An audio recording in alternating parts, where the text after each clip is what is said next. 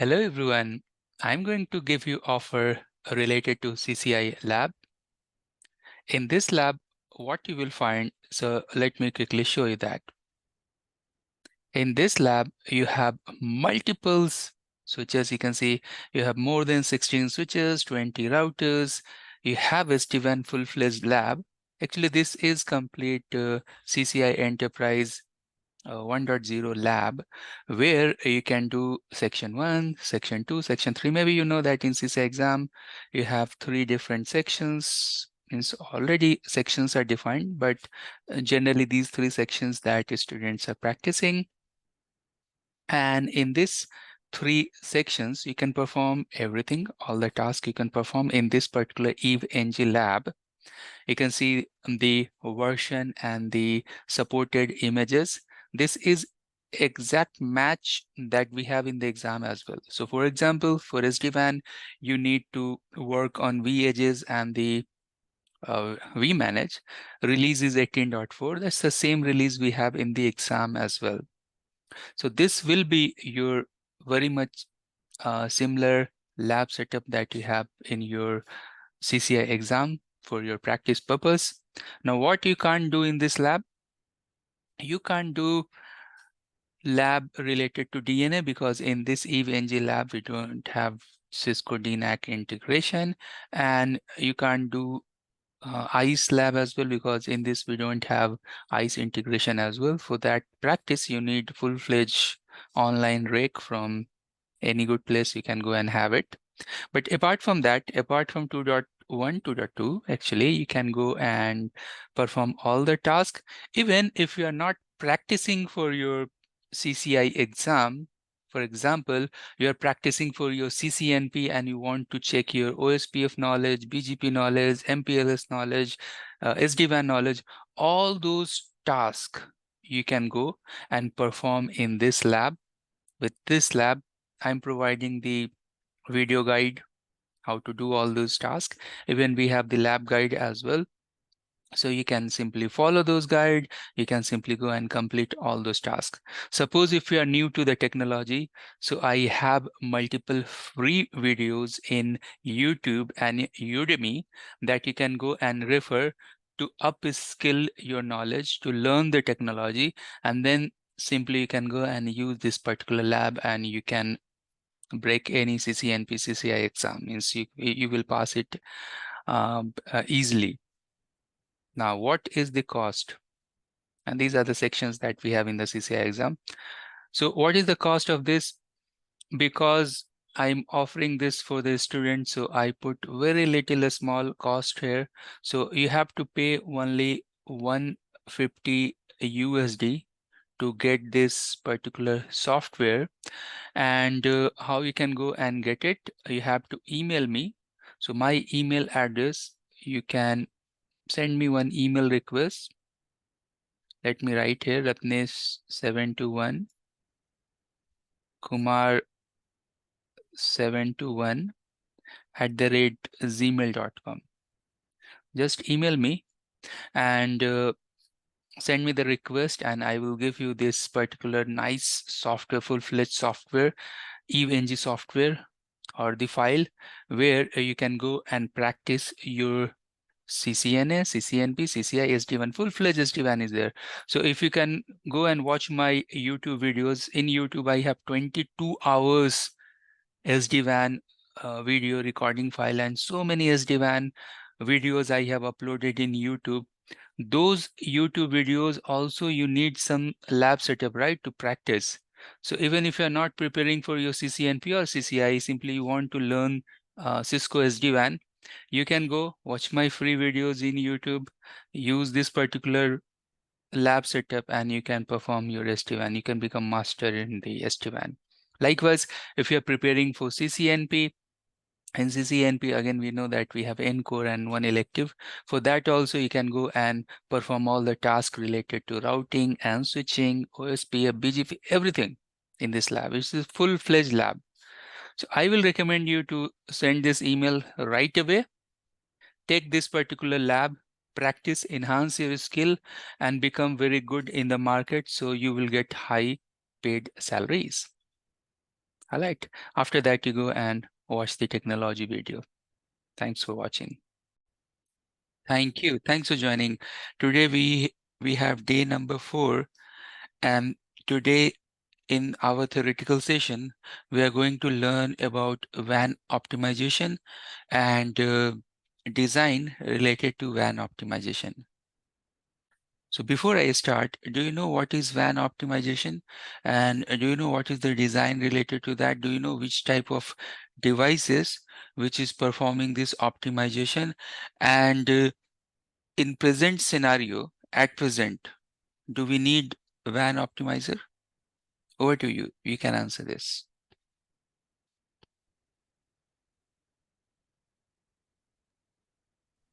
Not sure. Let's move on. Okay. So question number 1. What is WAN optimization? Why we need it? Question number 2.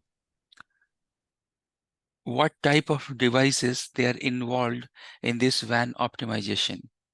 Question number 3. What type of protocols or what type of mechanism we have to do this WAN optimization? Question number 4, and a very important question. At present, do we need WAN optimization? At present means whatever WAN technology that we have at present, such as SD-WAN and others like SD-WAN, Cisco SD-WAN, SD-WAN, Viptela, VMware SD-WAN, different Citrix SD-WAN. Different vendors have their own flavor of SD-WAN. So in that regard, do we still need WAN optimization, or do we need extra devices to do WAN optimization with the existing SD-WAN devices? So you understood the question, right? These are the 4-5 things we are going to discuss. So question number 1. Do you know how this WAN optimization is happening and what's the need of WAN optimization? Any idea?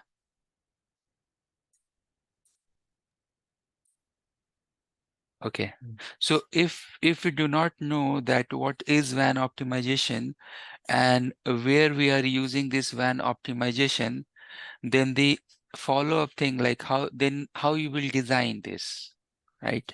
How you will go and design the or put the WAN optimizers in the network. What's the need? So I will tell you the end goal, why we need it, and then we'll go and slowly we'll see that how it is happening, who is doing, where it is happening and all. So if you go and check the CCIE enterprise topology, you will find that you have one HQ. I will go and write it. Let me go and draw. And let me see if I have any fresh place where I can go and draw this. Okay. So let me go and draw the topology here, and then we'll discuss about this. So we have something called HQ, then we have DC, then we have infra as a service site. Then we have 4 branches. Branch 1 is SD-WAN branch, branch 2 SD-WAN branch, branch 3 DMVPN branch, branch 4 DMVPN branch.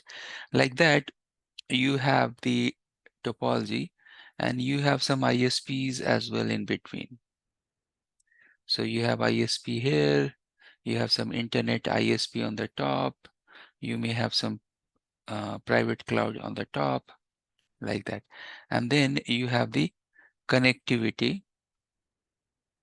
So suppose this is HQ, headquarter, this is DC, this is infra as a service, IaaS, this is branch 1, this is branch 2, this is branch 3, this is branch BR4.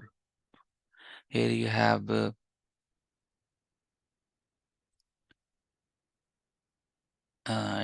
I'll put two devices. We'll see that how it is in the actual exam. In actual exam, you have 1, 2, 2, 1 like that devices. I'll put one here, I'll put one here, I'll put one here. These are the WAN edge circles that I have drawn here. And then obviously you'll get connected like this. And I'll go and get connected like this. We'll check these things later on. Roughly, this is your CCI lab. And roughly, this is one type of uh, you can see the design for existing or any type of enterprise. That means you may have one data center or two data center, you know, that DCDR type of thing. And then instead of 4 branches, you may have 100 branches, means up to branch number 100. Like that, you may have that connectivity or different type of branches, right? Now, the point here is this, that somewhere you have client, somewhere you have server. So suppose in this branch, I have LAN connected like this, and here I have few clients.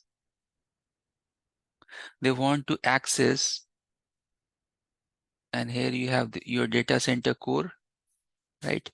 And in this data center, maybe ACI based data center core, here you have firewall, you have DMG, and then you have server, right? Now, I told you that when you are doing WAN optimization, then how it will be, we'll see that. But generally, client, what they want to go and take some resources from the server. So they will go reach to their gateway device. Then they will go inside the ISP. Within ISP, they may have thousands of routers. Then they will reach to the C router of data center. Then from there, they will go to reach to the core network of data center. From there, they will cross some firewall. They will go to DMG, where you have server. Within DMG, you may have firewall, load balancers, and all type of security measures and load balancing measures, right? And then traffic will come back, reach here. Now, if we have 2 routers here, traffic may come from other router as well. And in that case, you have some asymmetric routing and all. So this is one of the design. This is actually one of the design used by all the companies. This is one common pattern or design we have, that how branch and data center communication is happening, irrespective of MPLS or public network, IPsec, VPN, etc. That we'll discuss later on. But generally, this will be the flow. So now, when we are talking about this WAN optimization, in that case, what is happening? The point here is this, that this client and server, they should think that they are part of same network. So what does it mean? So what I'm telling here is this, and that is very important aspect. So why client will think that they have to go and reach to the server? Suppose in this 2 circles, this is the client and this is server. So client, what he need? He needs some server resources. Server, what he need? He just wanted to talk with the client. So in between we have MPLS, internet, hundreds of routers. Who cares? They simply want resource and they are providing the resource. That means they are thinking, the client and server, they are thinking they are part of same network. They are part of same LAN network. Correct. But behind the scene, this is not the case. The case here is this, that they have to go and connect, or there are so many touch points in between client and server. Via that, traffic will go and reach, connect, right? Now, again, if you go and zoom this diagram, and if you go and see this diagram, you will find that, okay, few of the devices that is under your control, that where you can go and apply QoS policy or security policy, any type of policy. But there are devices in between that you can't control. Those are the ISP devices.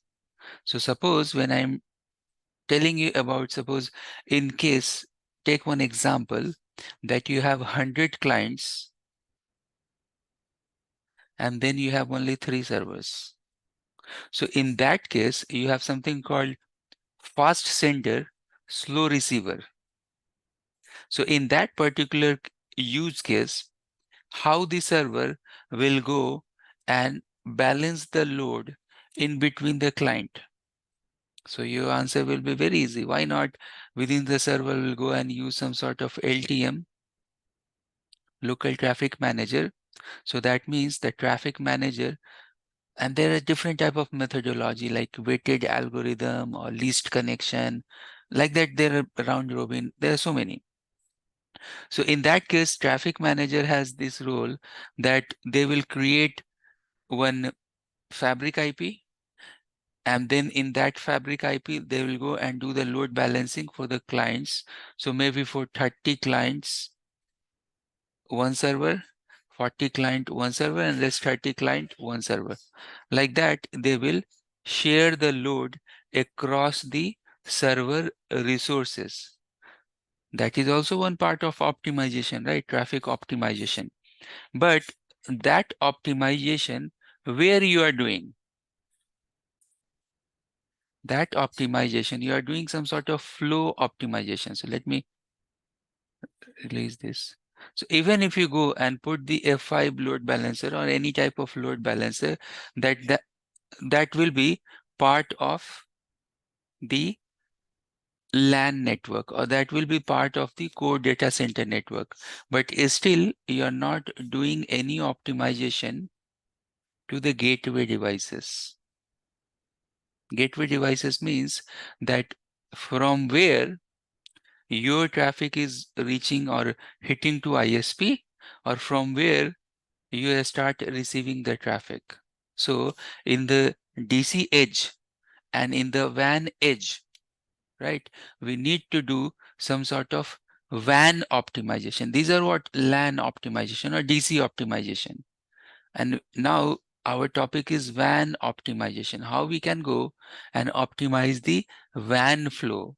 So client will think that it is connected with server, and server will think that it is connected with client, right? So the question earlier I asked you that where you will go and apply the WAN optimization, that should be clear that WAN optimization you should go and apply to the gateway devices. Now, few of the folks knows about this SD-WAN. So before going further in this, you know SD-WAN devices, and later on we have full-fledged 2 months training for SD-WAN. In that, I will go and explain you that SD-WAN can do optimization. SD-WAN can go and do WAN optimization. So that means that nowadays SD-WAN devices are capable enough. And in SD-WAN devices, we have some sort of a WAN optimization capability. Actually, there are good amount of optimization capability that we have within Cisco SD-WAN, but there are some other SD-WAN products as well in the market, such as Silver Peak.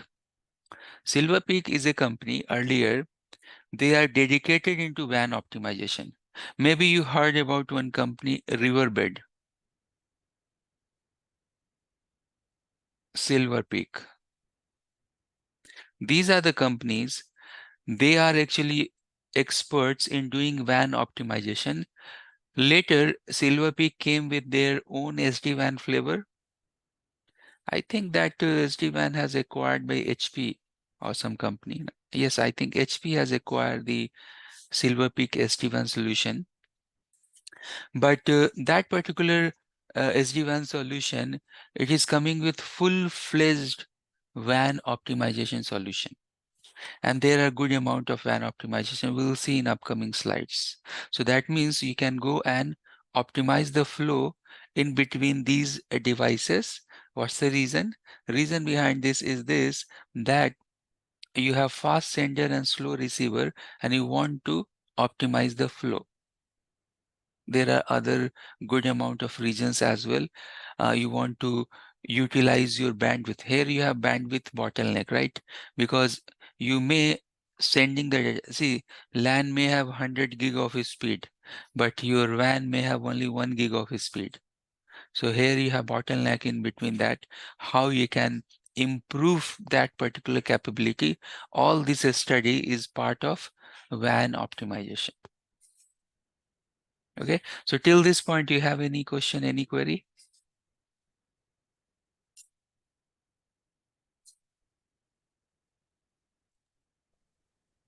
You understood the placement of WAN optimizers. Again, we'll go and check the diagram as well. You understood the requirement for that. And then we'll go and check that how SD-WAN is doing this, how different devices are doing it. There are other products as well. Just for your reference, I will show you that product as well. What are the other mechanisms we are using in the existing enterprise network, that also we'll see. I will give you some reference. Now, if you don't have any question, you can see these slides. These slides are very much capable enough to give you the information related to optimization. So now you can see here, what's the end goal? End goal is this, that client should think that they are connected with server.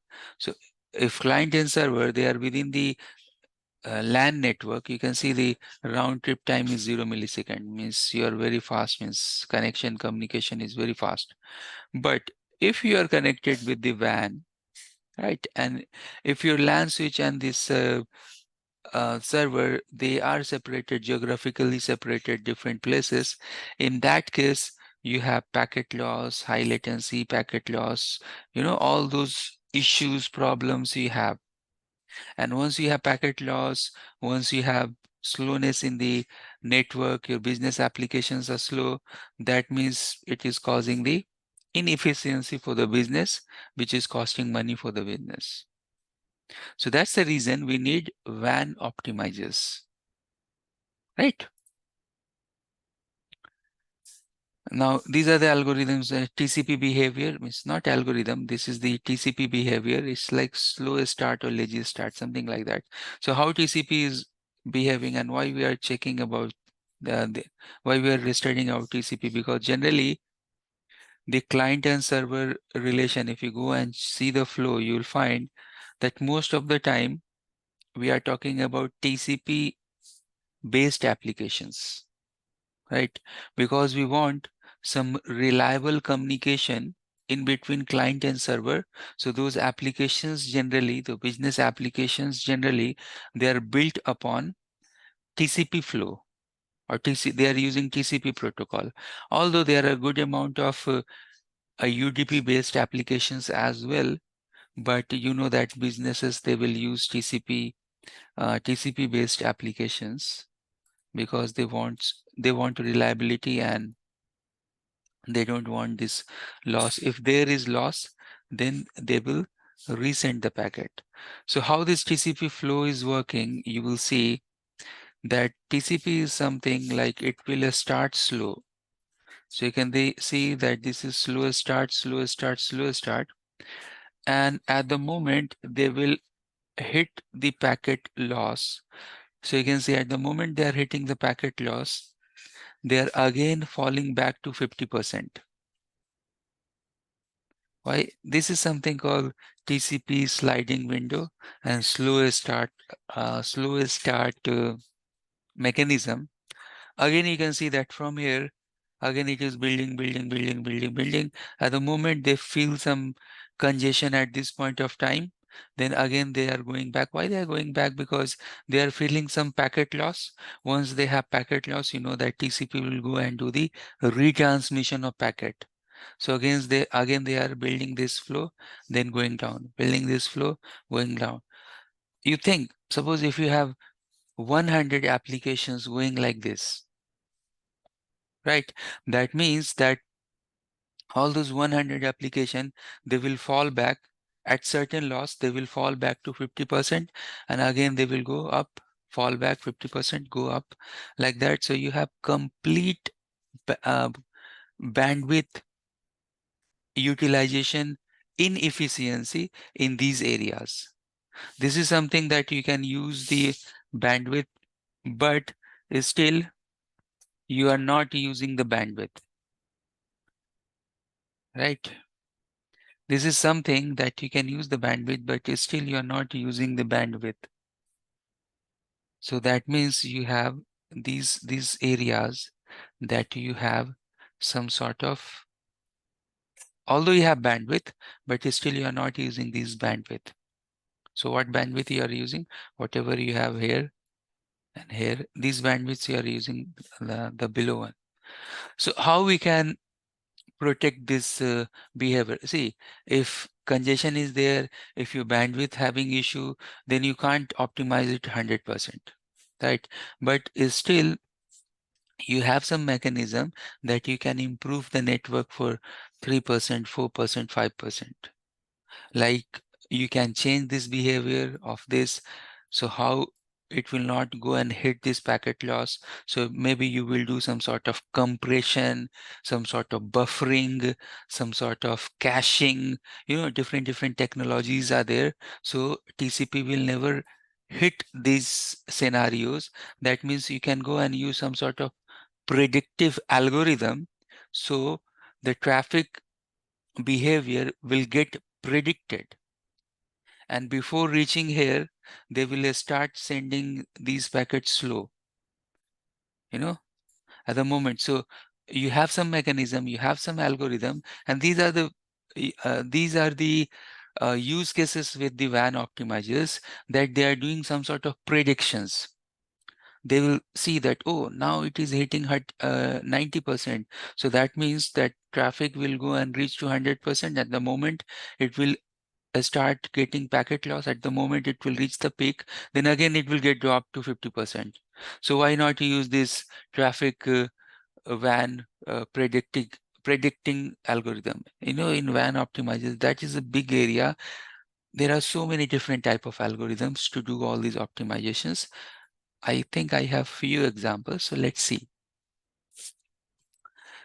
Before coming there, yeah, here you can see persistent LZ compression, session based this is one of the algorithm.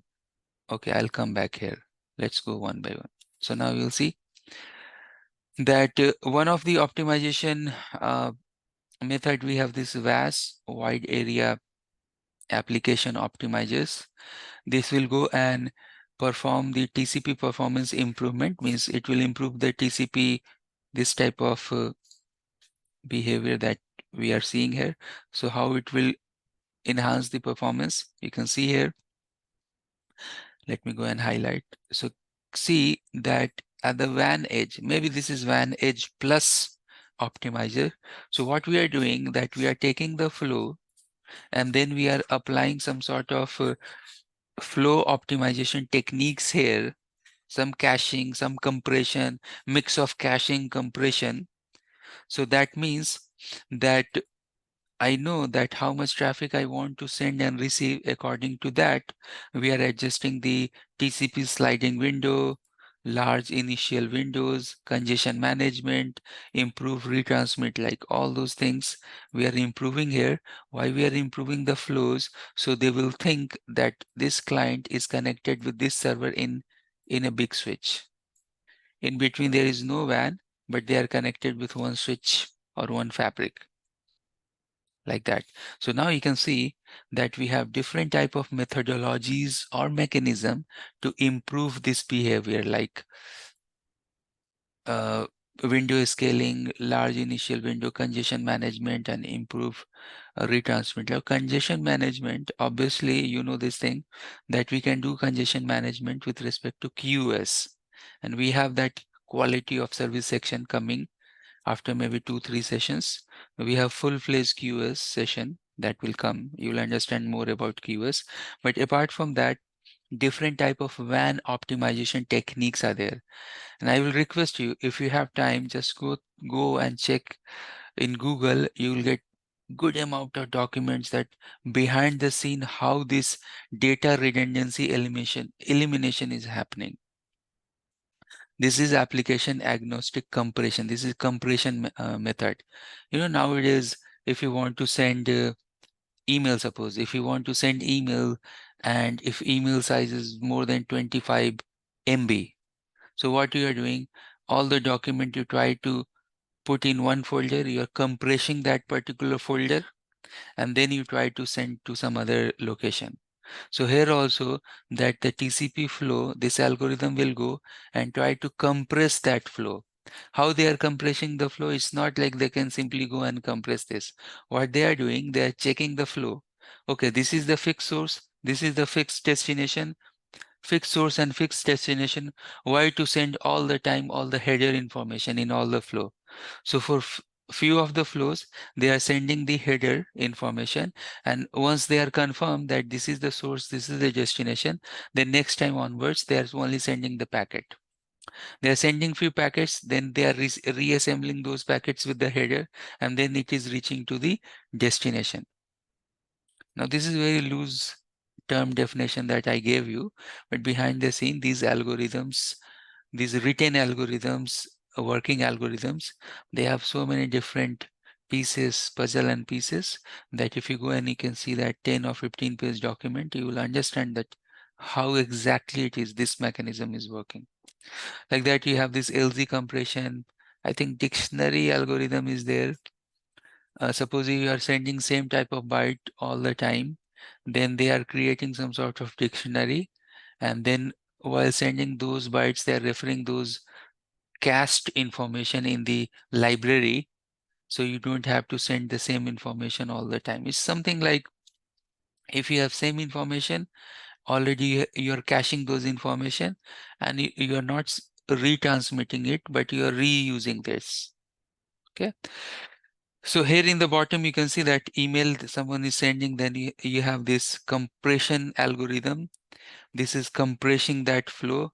Then it is going to LZ compression. So here you can see that we have two compression methodology here within the same appliance. DRE, that is the compression. And then you can see this LZ compression, that is session-based compression, up to 10:1. So you can think like this, not sending 10 flow. With one flow, you can see with one flow, it can manage 10 flow. So you can see how better way, like, how best way we can optimize the flow. You can see the DRE, the capability 100:1. Instead of sending 100 flows, it can be compressed in one flow and then it will send. Right, so huge bandwidth optimization you can do, and it is actually very, very, very beneficial for the organization. Now, do we have virtual VAS, this wide area optimization appliances, or can we go and put dedicated hardware, right? So again, it depends that if you have a requirement, you can go and do some sort of, you can go and put some sort of dedicated hardware, or you can go and put some sort of module within the hardware, or you can go or put some VMware based optimization appliances. All options we have. Full-fledged appliance, like you can see here, full-fledged appliance, or you can go and insert a module, WAN optimization module, or you have devices we can do that can do WAN optimization plus WAN wide area networking gateway, task as well. So single device can do both.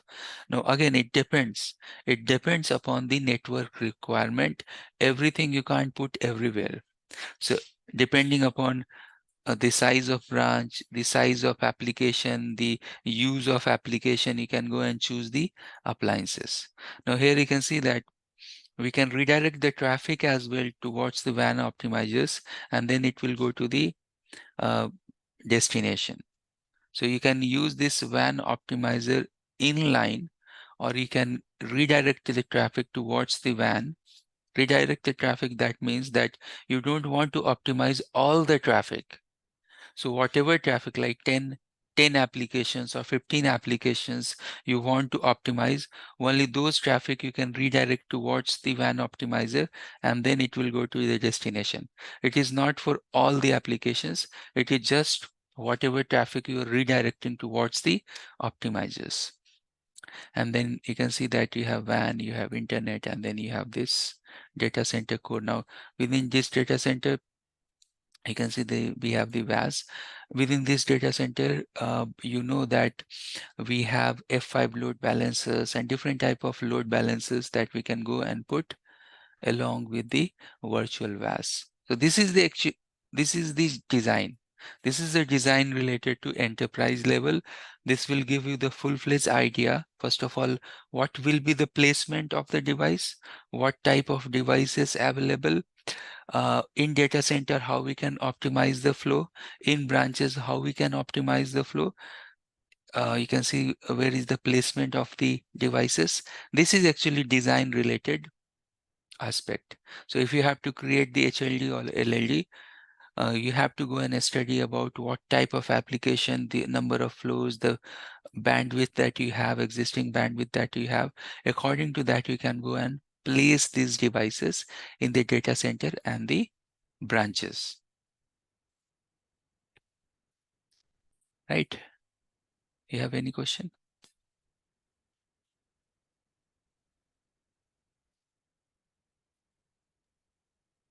Okay. These days, a lot of some companies bring load balancers. So in terms of the WAN optimization, do we have a place where we put load balancers, or it's not needed? Yeah, so you may heard about GTM, global load balancers, right? So in terms of WAN optimizations, we are using this GTM, but GTM, they will not do these type of things. They will not do the DRE, like compression. They will not do the uh, LZ compression, right? Means they have limitations. The load balancers, they have, and I'm talking about the WAN load balancers, the global load balancers, they are doing DNS based load balancing.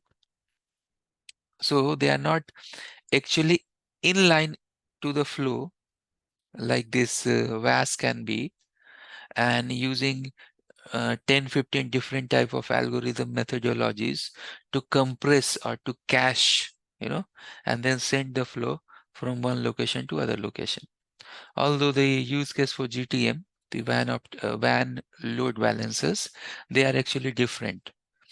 Their purpose is to do some sort of DNS based load balancing.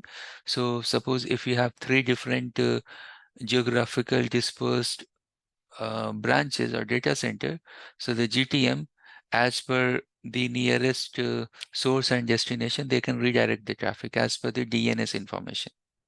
They are very much like working like a DNS. Okay. Any other thing you want to ask?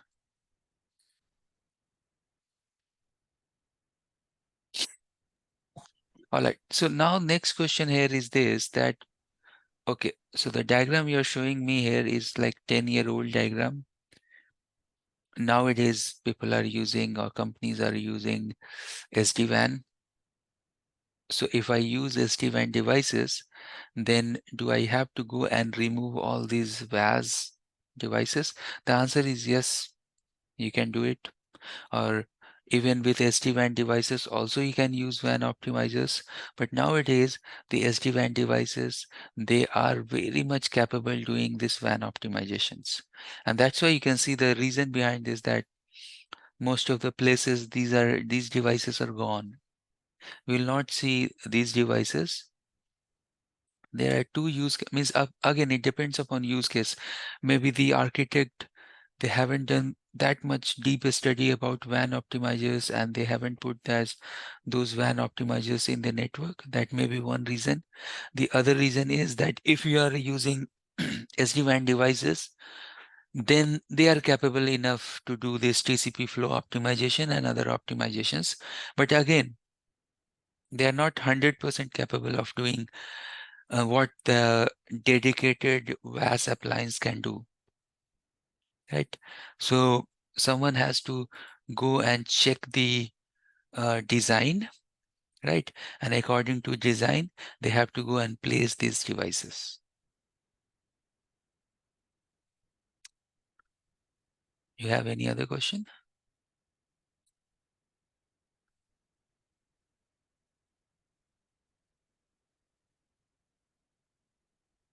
All right. So if no further question, then let's continue. So next topic is quality of service, and this is huge. This topic is huge. Once you understand, learn this topic, you will understand that, oh my God, this is a huge topic, and we have very nice slide here. So I will not cover this today, but we'll start from next class onward, because I have good amount of QoS related slides, and I'll show you that. I have good amount of QoS related slide here, and after 20-15 slides, so I'll go and cover that. So before going further in that, now we are going to solve few of the questions. If you have no further question, then we'll start the problem solving, the question section. You have anything to ask, please feel free to ask. Thanks for joining. Today we are in day 5, and today's topic is quality of service. So let's start. And do you know what is quality of service and why we are using?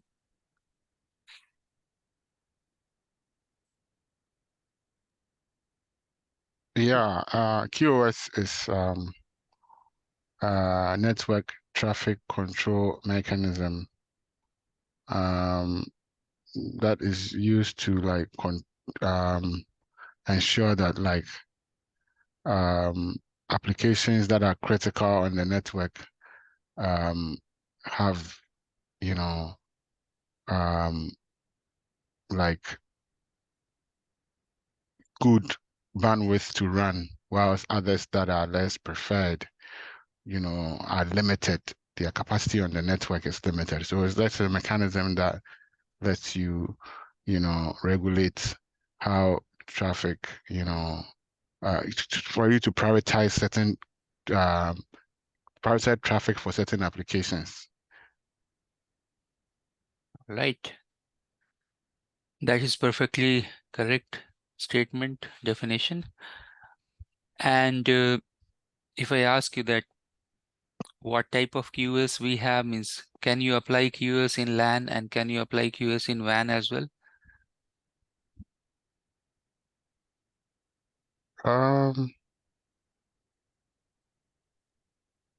Yes. I mean, Apply yes, Q- yeah, go ahead. Go ahead. Yes, you can apply QoS in LAN, and then you can apply it in data center during the one. So when we are applying QoS in WAN, at that time, obviously we know that the WAN links are slow compared to LAN. So LAN may be 1 gig, 10 gig, but WAN may be 1 gig or 100 Mbps or 500 Mbps. That means that when we are applying QoS to WAN, at that time, we have some sort of fast sender, slow receiver.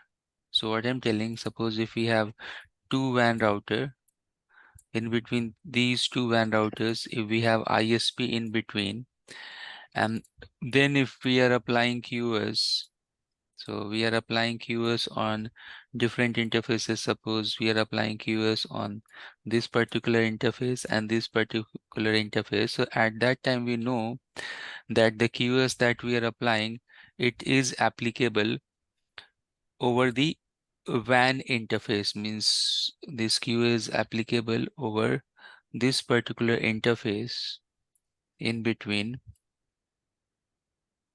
this to this, something like that, like here in this section and this section. So we know that the link speed at this interface is slow, and that's why we are applying QoS. But furthermore, if suppose if we have LAN switches connected with this particular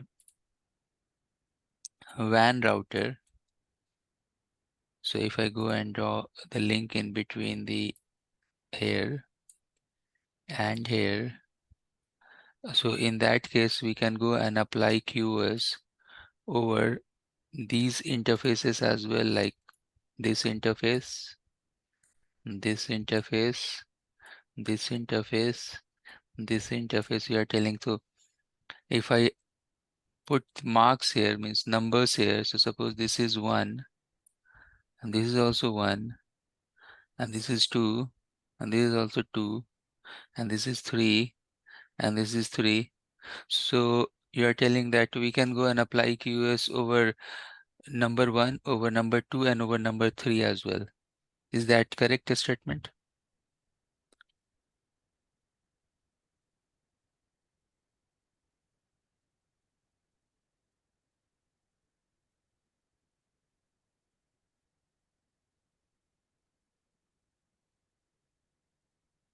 Yeah, question to you. So you can apply to all these interfaces, right?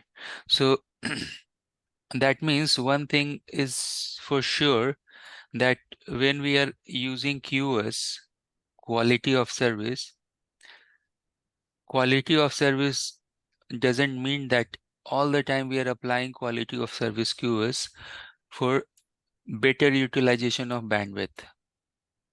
Sometimes these QoS will provide you some other features as well, that is irrespective of bandwidth speed, right? Yeah. So what is that feature? Um, it's just like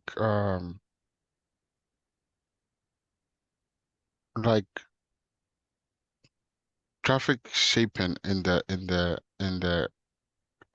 environment, just to, you know, not necessarily bandwidth optimization, but in terms of um, you know, shaping the traffic so that some traffic are preferred than others. Okay, so you're telling Is that that not what QoS is supposed to do? yeah, traffic Mhm, shaping. Suppose if I go here and connect some mhm, IP phones. mhm, Suppose you have IP phone connected, suppose you have some video conference going on, suppose you have telepresence going mhm, on, suppose you have other business mhm, applications going on, like SAP or any type of critical mhm, business applications. So suppose if you have 3 or 4 mhm, different type of business traffic, mhm, right? mhm, That is going below mhm, the switch, that is connected with some LAN core or LAN switch. So at that time, mhm. what you want to do with QoS? So in that particular case scenario, you are doing something called traffic classification and marking. Classification, yeah, yeah. Right? So you are doing the classification such as critical, non-critical, VoIP, telepresence, Mhm, bulk data, junk traffic, like that, relevant, mhm, irrelevant applications. And then if you have some um, low latency type of traffic, we are going to see all these things. If you have mhm, some traffic which need less loss jitter, in that case, even you can go and put some DSCP marking as well. Differential service code point, or maybe you heard about this COS, class of service, TOS type of service. These type of bit marking bit that we are assigning to do classification and marking. So one use of quality of service is that you are doing classification and marking, okay. right? So when we are studying this QoS, QoS is all logical. If you go and think about your network, and inside that network, what type of requirements you have, according to that you can go and learn this QoS. So one thing is classification and marking, C and M. One other thing you pointed out here is the shaping, right? You told earlier Mhm, shaping. Shaping and policing. mhm, Oops. Shaping and policing is one other thing. Okay. Okay. And then what other mechanism we have in QoS? You think like that. You think like a classical case of ambulance. So normal traffic is going on, and then ambulance is coming. So everyone is giving mhm, no pass to ambulance to go. Why? Because they have some priority defined. So there may be some traffic which has some sort of priority. mhm, So you can go. and define the priority for that traffic. Those may be VoIP related traffic, voice related traffic. Those may be some video conferencing, right? So you can go and define the priority. You can do buffering in case of shipping, policing. You can go and do the classification and marking. Like that, there are different type of mechanisms that we are applying with QoS. Now, once we know all these mechanism that QoS can do this, QoS can do this, QoS can do this, QoS can do this, all those terms, then the very important understanding about QoS is this. Suppose if we are applying this to Cisco hardware, so where you will apply, right? So this QoS, again, further you can divide in two parts. One is hardware QoS, one is software QoS. Now, what's the difference between hardware QoS and software QoS?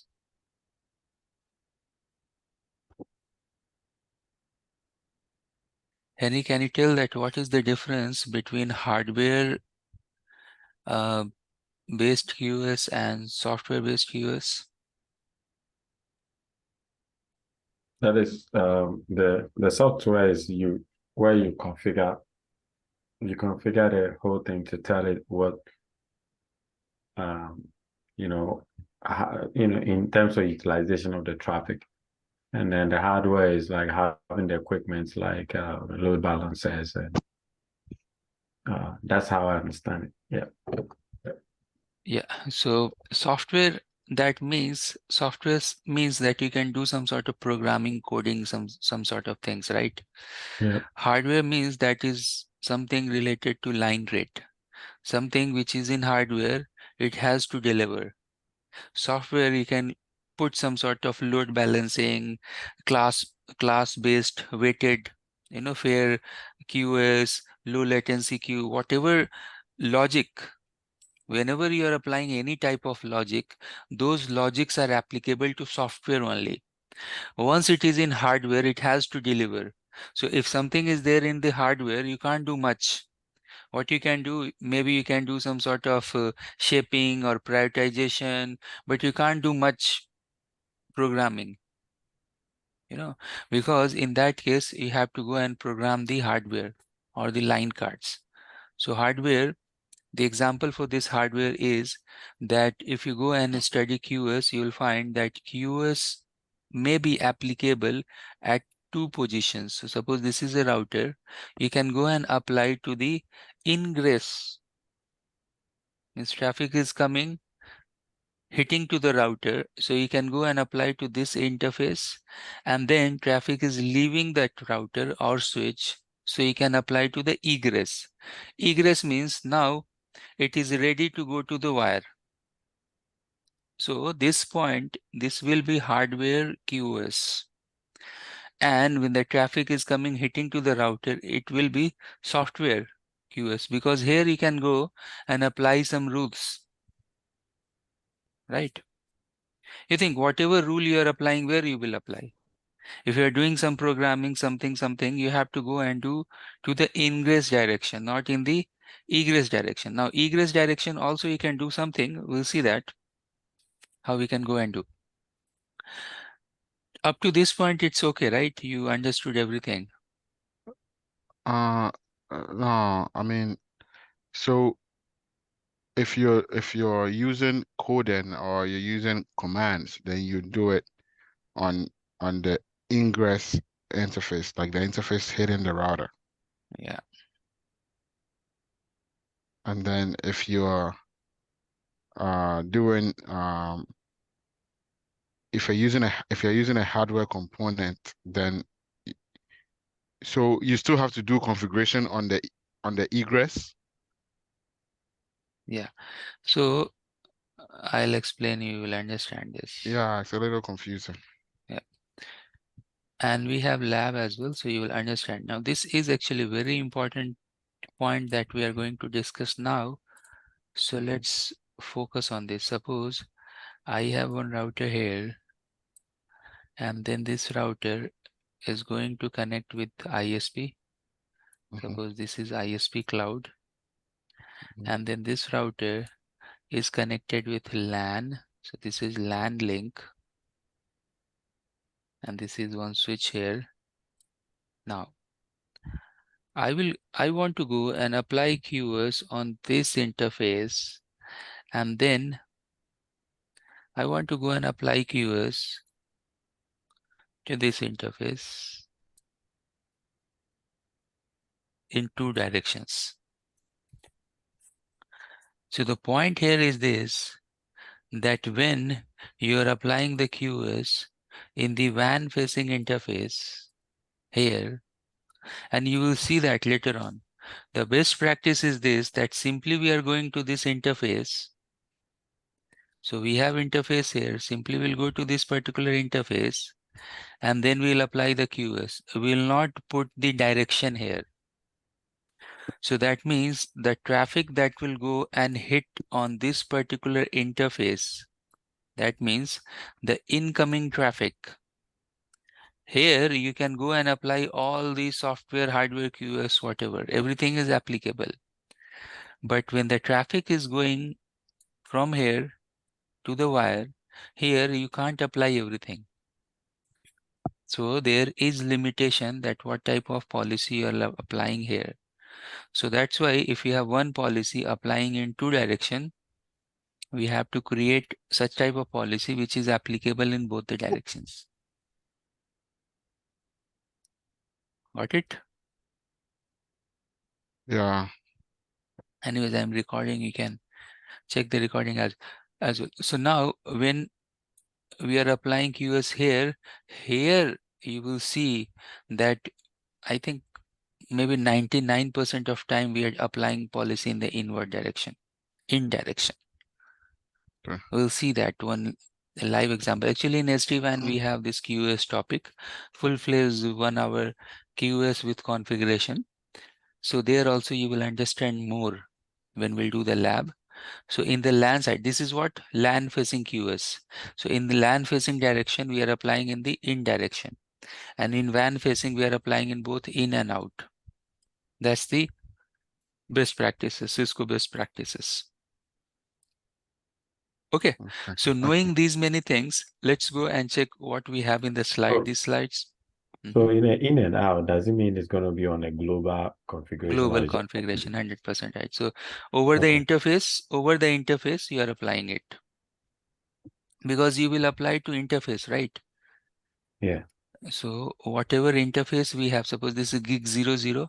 So we'll go to gig 00 and we will apply QoS.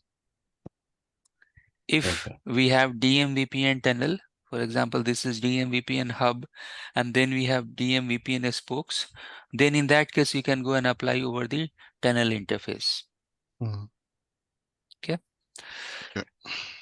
All right, so let's go back and let's go continue and check the slides we have. Now we'll see most of the things you will understand. So when we are talking about QoS doesn't mean that all the time you are talking about congestion. All the time you have lack of bandwidth and you are applying the QoS. This is not the correct statement. QoS we are applying not only for bandwidth management, but for traffic management as well.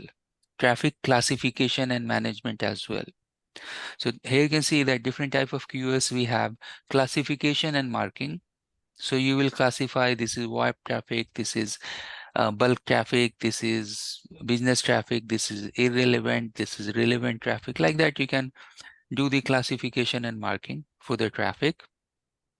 Then you can go and provide different type of QoS enhancement mechanism, such as what you can see that congestion management, that is one of the thing, such as giving the prioritization to the traffic, such as you can see here as well, scheduling. The different type of drops are there, like tail drop or weighted or early random detection, etc., etc. We'll see that one by one. But the point here is this, that QoS is not only to provide you optimum bandwidth. QoS has different type of features as well related to different class of traffic.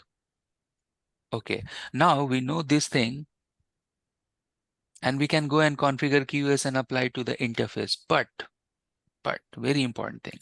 So suppose if I have one router, and this particular router, the very, very important thing about QoS is this.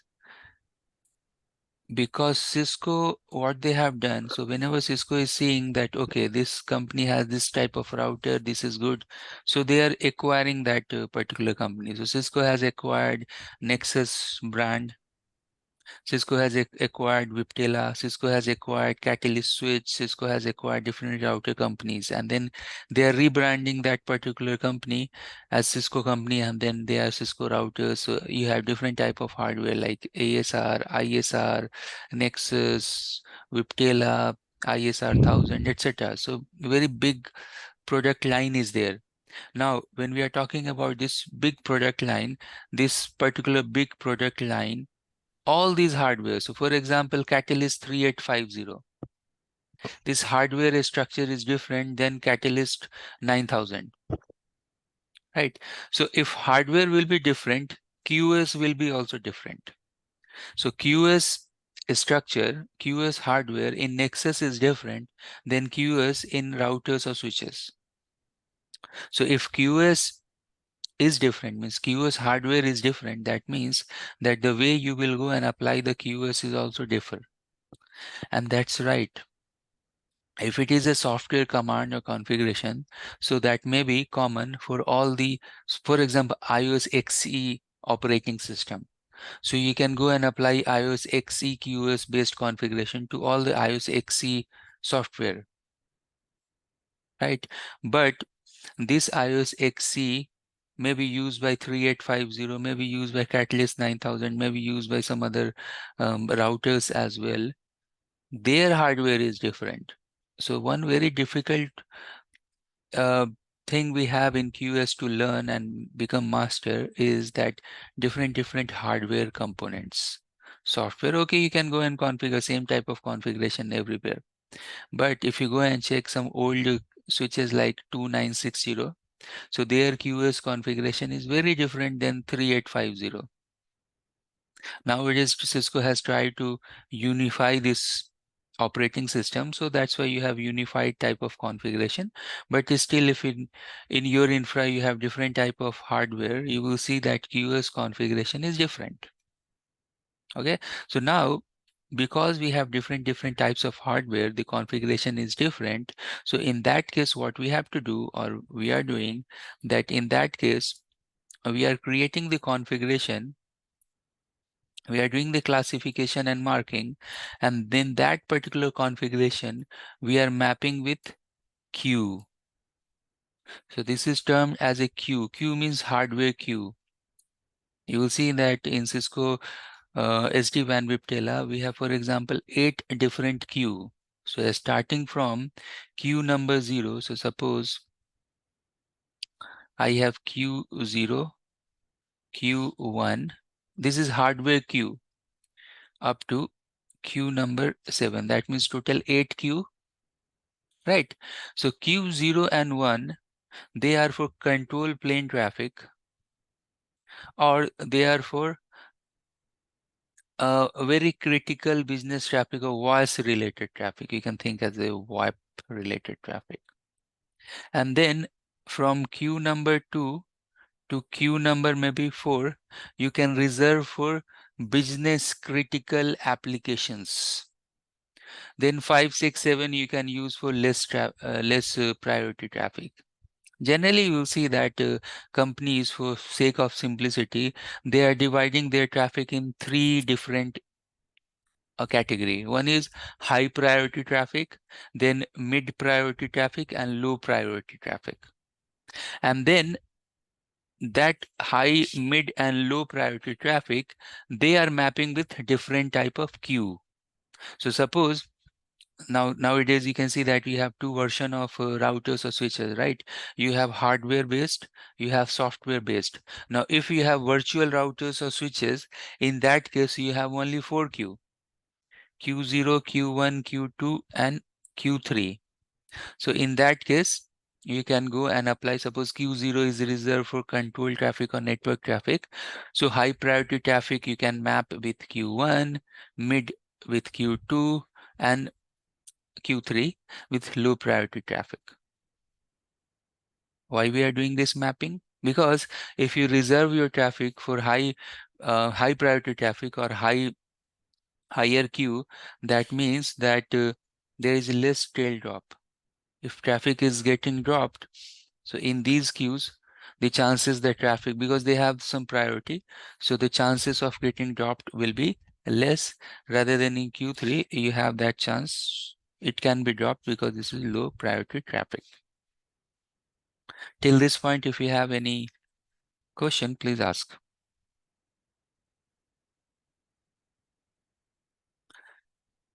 Okay, no question, then very good. We have covered only 20 to 25 minutes, just 1 or 2 slides, but I will request you to go and watch this recording one more time, because we are discussing very, very important points. These are very important points related to QoS. After this class, you can go and watch any QoS video, or you can read any document, you will understand. Okay, so this is very important. Now we have 4 or 5 more slides to understand whatever we have discussed earlier. So now you can see now how good this particular slide is. Even for design perspective, you will see that clearly it is telling that, okay, you have voice related traffic, you have video conference traffic, you have telepresence traffic, you have data traffic. Now all these different traffic in blue, orange, red, and violet, all these different color marking and traffic, we can go and do the classification and marking. Now we will see the nature of the traffic as well, and the latency and jitter criteria as well. So voice related traffic, it should be delivered within 150 milliseconds, otherwise it will get expired. Like the logic of that particular packet will get lost. It's like that. It should be delivered within 150 milliseconds. Likewise, the video conf traffic, but telepresence has latency of 200 milliseconds. Now, data traffic that you can see, since this data traffic using, using TCP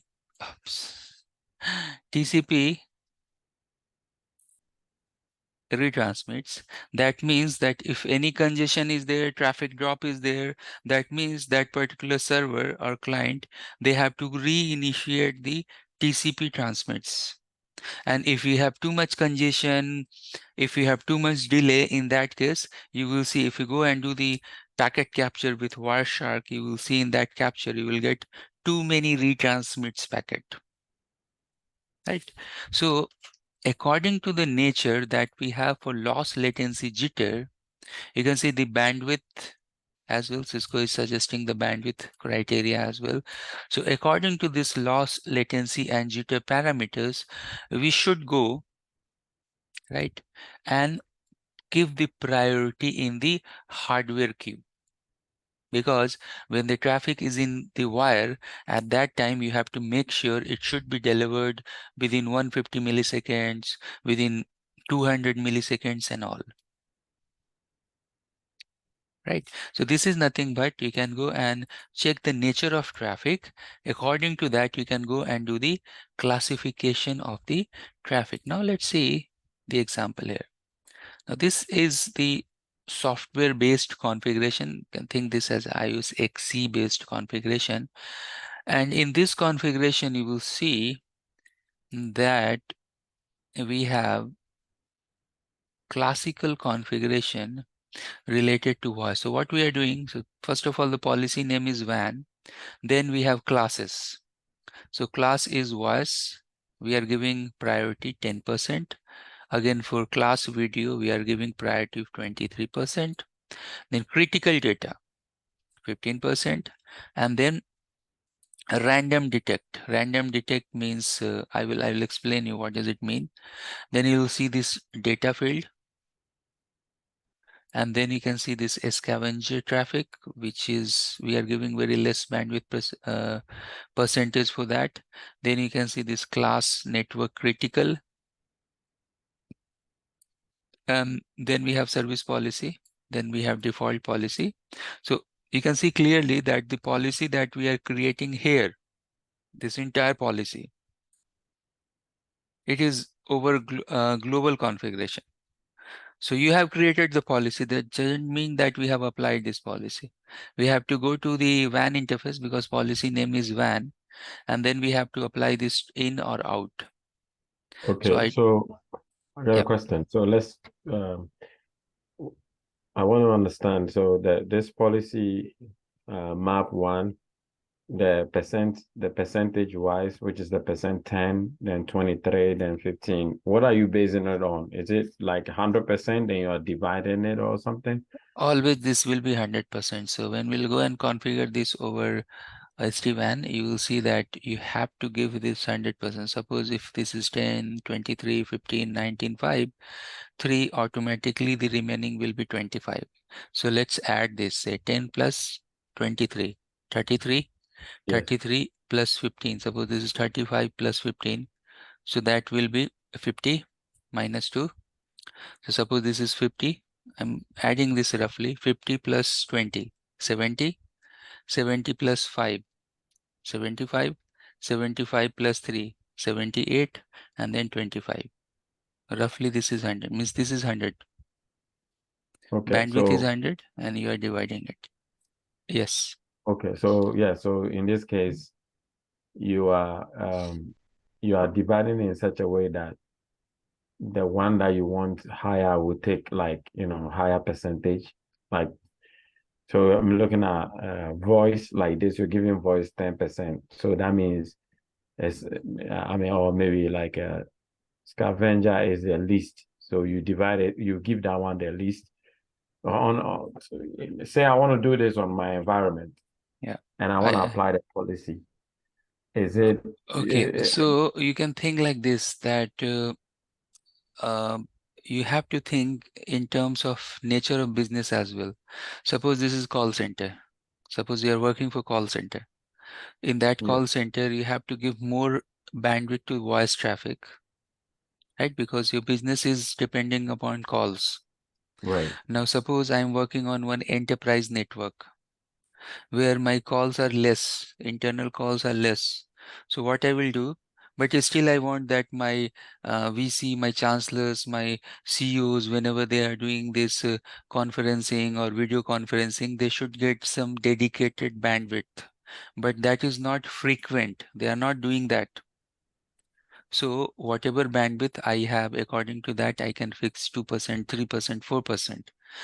But if it is a call center, I have to give 90%. Right?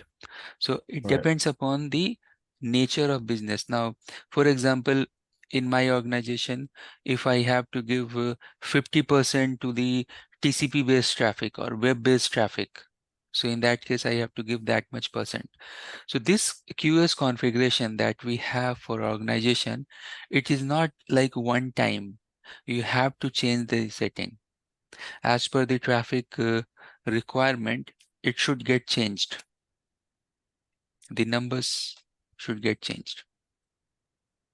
Okay, so now in this this is not full configuration. In this configuration, you can see that voice we are giving some bandwidth percent, right? And then you will see that in the critical data section, we are putting random detect DSCP based. Okay, so if you go to slide number 1, you should understand this, that in QoS we have different type of mechanism.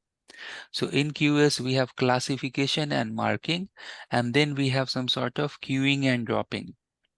So this queuing and dropping is something that it has different type of mechanism. Dropping mechanism means tail drop. So if it is non-critical data, if bandwidth is not there, use the method called tail drop it. Now, suppose if it is a critical data and you don't want to drop, then in that case, you can go and use a weighted random early detection, WRED. So what wread is doing, that even before doing the actual drop, they will see that these traffic can cause problem in future. They will start dropping it before actual drop.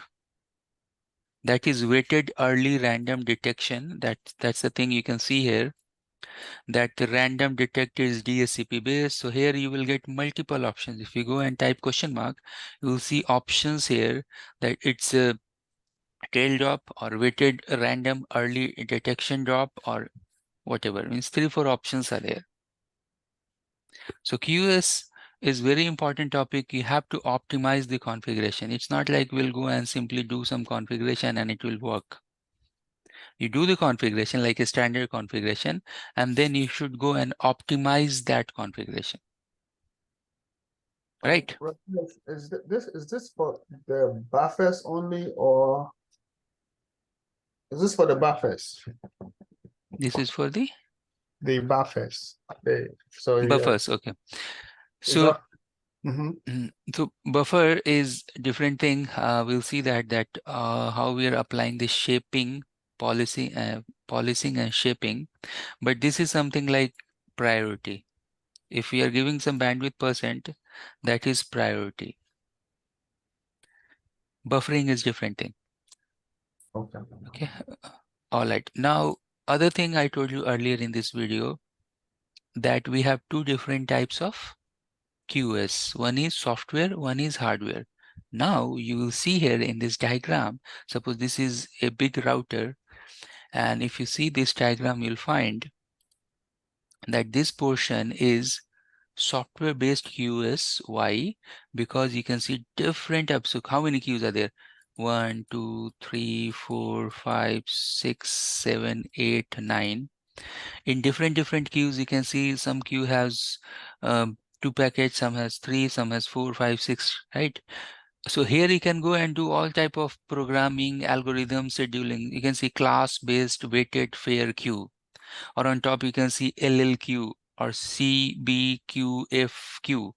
These are the best queuing methodologies that we have. Either we can use LLQ. So if voice traffic is there, we are using either LLQ or class-based weighted fair queue.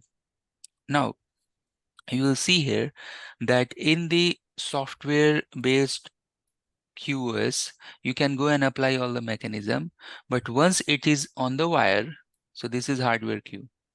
So here you don't have much thing to do. Here you can do some sort of, we'll see that if we can do some buffering here. So here you can do some sort of buffering, some prioritization, but you can't do much here. Okay, so this is a very important aspect related to QoS, that it's not simply creating the rule and applying it. We have to optimize this as well. Okay. All right, some other informative slides. So as you are talking about this shaping, so you can see that why we are using shaping, and we have discussed this earlier as well, that behavior of TCP traffic transactions, that at the moment they are hitting the peak, and if packet drops are there, they start retransmitting, and then your traffic bandwidth will go and drop to 50%. Rather than you can use some sort of shaping with some mathematical calculation. So you can do some sort of buffer as well, and then you can apply to the interface. So two mechanisms are there, polishing and shaping. Polishers will simply chop up the traffic, means it will go and drop the traffic. Rather than in shaping, it will go and shapers typically delay excess traffic, smooths burst, and preventing unnecessary drops. So that's the difference between polishers and shaping. Both are congestion avoidance mechanism. So what are the mechanisms we have? At least you have two. One is congestion avoidance. One is congestion management. Okay, congestion management in QoS, congestion management is different thing. Congestion avoidance is a different thing. So congestion is there. You can avoid it or you can manage it. So you have to check that the congestion avoidance, how we can do, congestion management, how we can do, right? Now this is the last slide for today, and this is one very good example that will go and try to understand, and this will clear most of your doubt. And then I'll later on we'll go and see. So other headers are there. I will not discuss this today, we'll discuss it later on, but let's focus on this. Now you will see here in this diagram, very nice diagram here, you can see that you have one gig interface. In that gig interface, you have 150 Mbps bandwidth, subscribed bandwidth. And in that, again, it depends upon the nature of the business. So business is mostly using video or audio or critical data or business data, etc. According to that, the first task is this, that you do classification and marking. So here you can see that we are creating, this is called nesting of policy. So we are creating child policy and parent policy, and then this child policy we are calling inside the parent policy. And now you can see that Erika was asking that how we are applying it. You can see that we are applying to the interface. You can see that the direction as well, output. The best practice is this, that you can go apply to input and output, but in that case, some policy which is usable for input may be not usable for output. So you have option, you can create two different type of policy as well, like parent 1, parent 2, child 1, child 2, and you can apply to in direction and out direction in the same interface. That is also possible. Okay, so now let's see here that we have one policy whose class. So we are doing classification and marking here. We are doing classification. So what classes we have? We have class. You can see I am highlighting the classes here. We have these type of classes, and then finally we have some default class. So 1, 2, 3, 4, 5, 6. 1, 2, 3, 4, 5, 6. If I miss something, 7, because 1 is default. So these classes we have, and for video, you can see 23%, for voice 10%. Like that, you have the percentage of bandwidth. That is the 100 means 150 here. 100% bandwidth utilization means you are using 150 Mbps of pipe. So that means that this will use 1.5, right? No, 15 Mbps. So this 15 Mbps is reserved for voice traffic. 50 why? Because 10% of 150 is 15. So 15% like this. This is something I think 25. So 15 plus 15, 30, and then 3. That means this is something like 35 to 40% bandwidth reserved for video. Like that, you have reservation. Here you will see that for class data, we are doing some random detect as well. This is, so I told you two mechanisms are there. QS management, and what was the other? Avoidance. So congestion avoidance, congestion management. Congestion avoidance. Now you think from yourself that with which particular mechanism we can do and avoid the congestion. So this is congestion avoidance mechanism, means before even having the congestion, you will go and start random detect, drop it. Suppose if I go and use tail drop here, by default, I think tail drop is there, or weighted early random detection. So that will become congestion avoidance mechanism, right? Congestion management, this classification and marking is some sort of congestion management, because you are doing that just to avoid the congestion in future, right? But again, we'll see that checklist as well later on. We have more and more slides related to QS. So we have one full-fledged class coming up, maybe after 2-3 days, related to QS, related to different hardware, how we are applying the QS. Now this entire class that we have done today is based on that, what is QS, why we are using it, what type of different mechanisms, and their sample configuration. This is the sample standard configuration. Right. So far, if you have any question, please feel free to ask.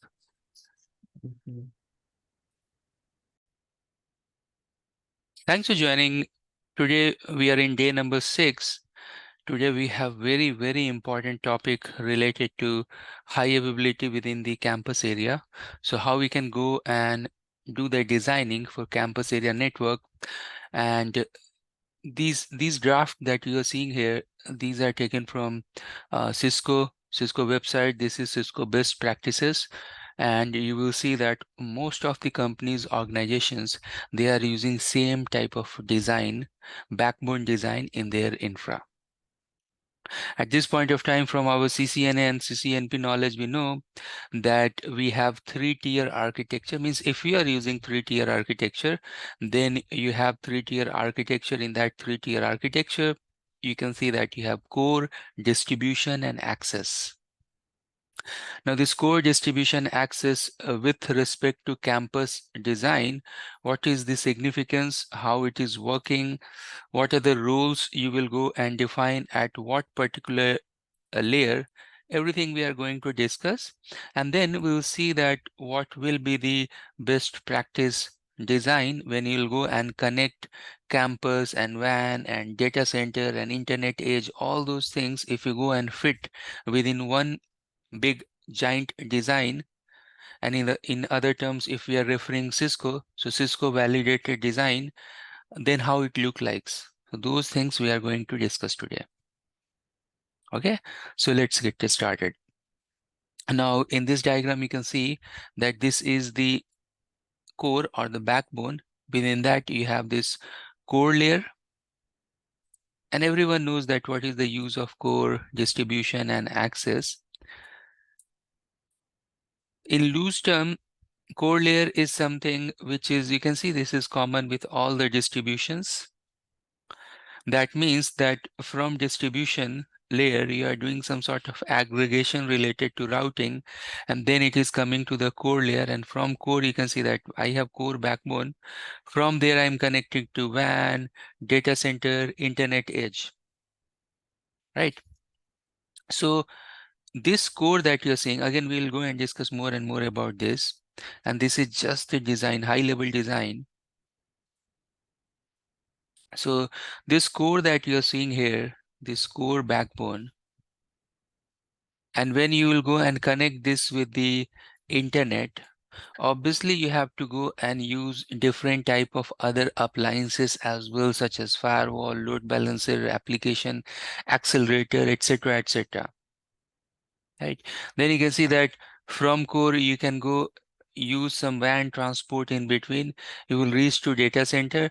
Within data center, you have servers, the storage, different type of data center fabric devices such as Nexus operating system. You may have compute devices, etc., etc. Means this data center itself is a big area, and that will be covered in the CCD, a specific CCD train. So in CCD train, I will go and explain how data center design look like, how you can go and create the HLD and LLD related to data center. At present, at this point of time, in data center, the trending architecture is leaf spine architecture. So either you use Nexus based leaf spine or any non-Cisco leaf spine, or you can go and use ACI based architecture. But either it's a ACI based architecture or non-ACI based Nexus architecture, we are using leaf spine within the data center. And then how different branches will go and connect. So that is your WAN connectivity. That is also one specific design in all the organization, that how you're designing the WAN. In our course, we have this part. In CCI Enterprise, we have to learn about legacy WAN and the next generation WAN. Legacy WAN means that you have to go and learn about the DMVPN. DMVPN technology we are going to discuss. We have lab related to DMVPN. In exam also you will see questions related to DMVPN. And then we have to go and learn the design principles and the configuration for SD-WAN. So this part, in this particular exam in CCI Enterprise, you have full coverage related to this part. This part is coming within CCI data center. And this part actually, this is one part. Most of the topics, they are covered in CCI security. Because when you're exposed to internet, you have to go and apply different type of firewalls, different type of security devices, different type of security analytic devices. Everything will go and fit here in the internet edge. So there you have to put more and more security, right? So except data center and internet part, we have to go and learn everything here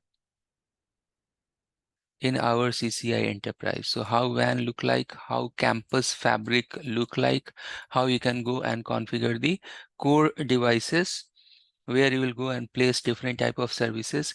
Everything you have to learn, the first of all the design related to this, and then later on you will see that in the configuration section we'll go and create one big giant lab with 4 branches, one data center, few HQs, and then in between you have transport related to MPLS, transport related to MPLS or maybe broadband as well. But over that transport, we have to go and connect different branches. Few branches will go and use SD-WAN and few branches will go and use the internet connectivity as a transport, right? So we are going to focus more and more in this area. And good thing about this in our lab, that this coverage area that we have, so the management plane that we are going to use for entire LAN devices or LAN fabric, that will be DNA in our exam. From DNA, we have to go discover all the devices. From DNA, you can go and manage all the devices, configuration and compliances. And then from SD-WAN, we have to go and manage the wide area network. And DMVPN, we are going to manage the non SD-WAN devices. Like that, we will proceed. Okay.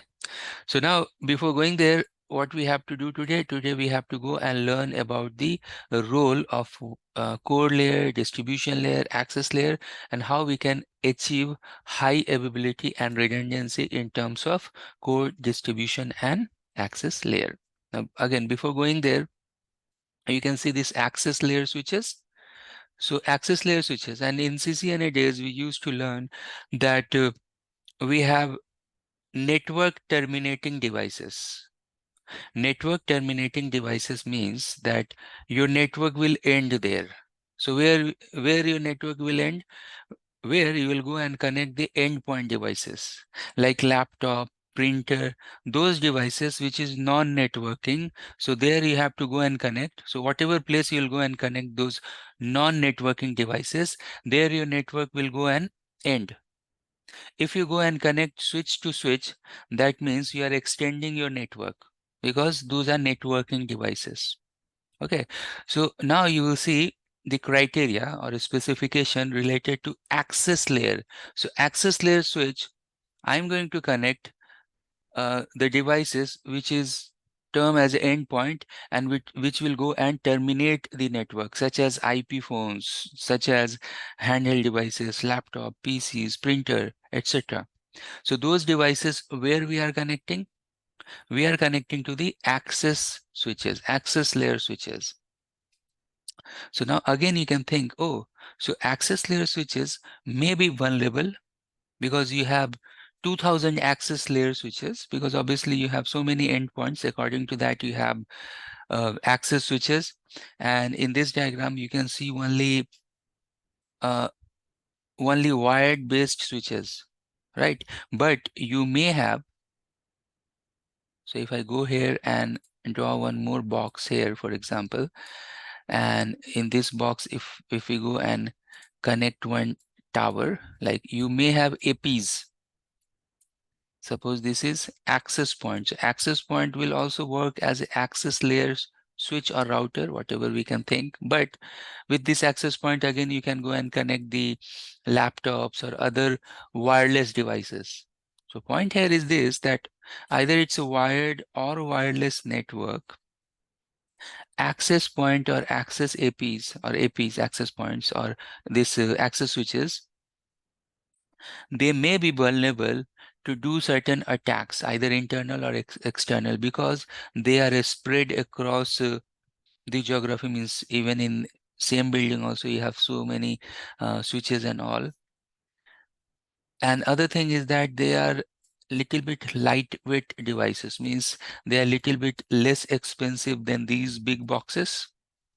And these big boxes, you can go and enable so many different security features that maybe you will not go and enable those big security features in those access switches.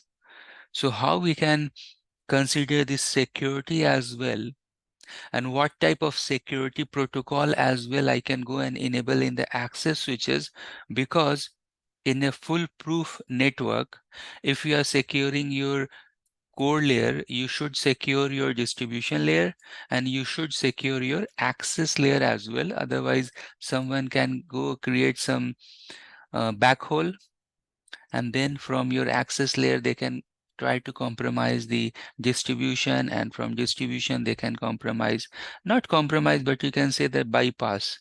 So they can bypass the distribution, bypass the core, and somehow they will go and reach to data center servers. Right. So these security measures are also very important. We'll go and see that in access layer switches, also you can go and enable different type of security. So when you're seeing the network, you do not see just like it's a connection of routers, switches and all. You should see that in terms of security as well. You should not have security loopholes within the network. So let's go and see the rest of the slides. So far, you have any question?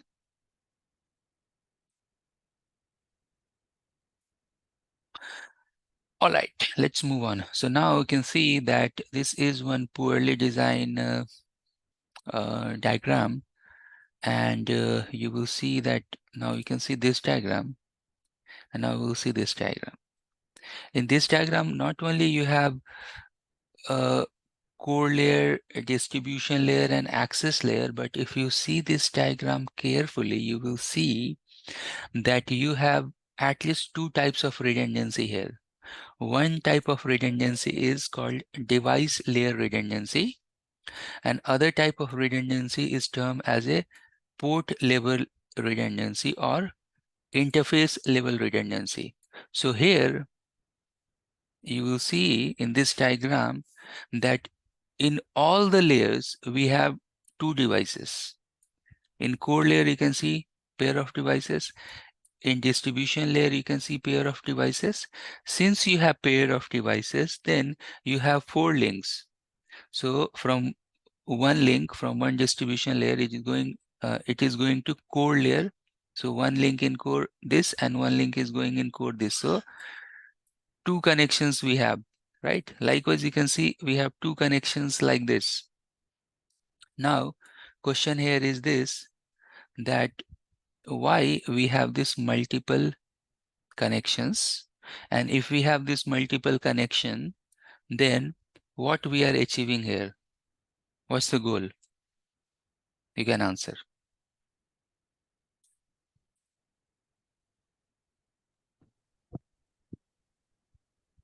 Redundancy. Redundancy is the goal, yes. So if any device will go down, then still you have other device as a backup device. That is one thing. Other enhancement, other thing you can see here.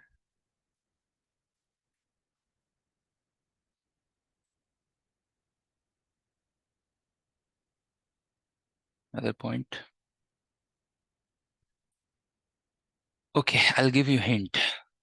So if you see this diagram, it is not mentioned in this PPT, but if you see this diagram, you'll find that this blue color cable that you can see, all these blues, they are L2 connection. And the other color cable that you can see here, this reddish type of color connection that you are seeing, this is L3 connection. So blue and red, L2 and L3. So that means within core and distribution, the communication channel that we have is L3, is routed. What is the advantage when we are using this routed connection? The advantage is that there's no spanning tree in the There's routed. no spanning tree here, 100% right. So in layer 2 design, by default, they will use STP. That means that 50% of link will be unutilized because 50% of link will be in the disable mode. They will not send the traffic. So if we have 1, 2, 3, 4, 5, 6, 7, 8 links shown here, but still you will see that traffic is passing only with the 4 link. That means that we do not have full-fledged bandwidth utilization, right? If you have L2 design. Now, on other hand, if you see this L3 design and you are running any protocol, OSPF, EIGRP, ISF, whatever protocol, in that case, there is one very important term called ECMP, equal cost multipathing. So what ECMP is doing, that first of all, that the connection that you suppose if you are running OSPF in between core to distribution, right? And if you are running OSPF and if OSPF running in default mode, so both link will be active. It's like that. Later on, it's up to us and we will see that in our lab, we are making one link as a primary, other link as a backup. It depends upon design and all, but generally we don't want to do that because we want to utilize this link bandwidth. So we are making these links as a active, and one of the feature with L3 protocol is this, that they are doing, they are supporting equal cost multipathing. Okay, so that is one very key point here that I want to raise. Now let's go here to the next slide and we'll see that one poorly designed network. You can see that there is no clear demarcation that which is the distribution layer, which is the core layer, which is the uh, access layer, etc. Access layer, although you can see that where you are connecting the terminating devices, but still you can see all access switches in this section.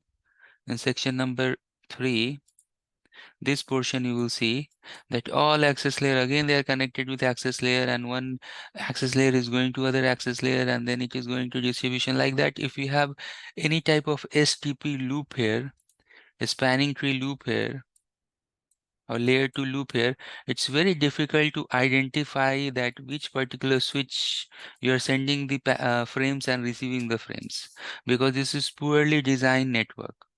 And other thing here is this, suppose if this switch will go, there is no redundancy, right? If this switch will go, then how traffic will go, reach. So if this switch will go, then you will see here that this site will be isolated, right? Otherwise the traffic will go from here to here and then here and then here and then here, like this. Like it has to go in wrong path. Like this is the longest path, from one branch to other branch to other branch to other branch and then destination. Right? So this is poorly designed network. You will see not only layer 2 loops will get created, you will see that layer 3 loops also will get created. And there is no bandwidth or the link redundancy like you have here, and there is no device redundancy as well. So we should not design network like this. We should design network in a fashion that it should be defined. So in this network, there is one more advantage. Advantage is this, that suppose your core devices, they are lacking of bandwidth. That means all of a sudden business has grown and you need more bandwidth, more port capability. So what you can do in better design network, that simply you put one more box here and then that particular box will go and connect with rest of the devices, and the connection will be very easy. You can go simply connect like this, and then you can go and connect like this.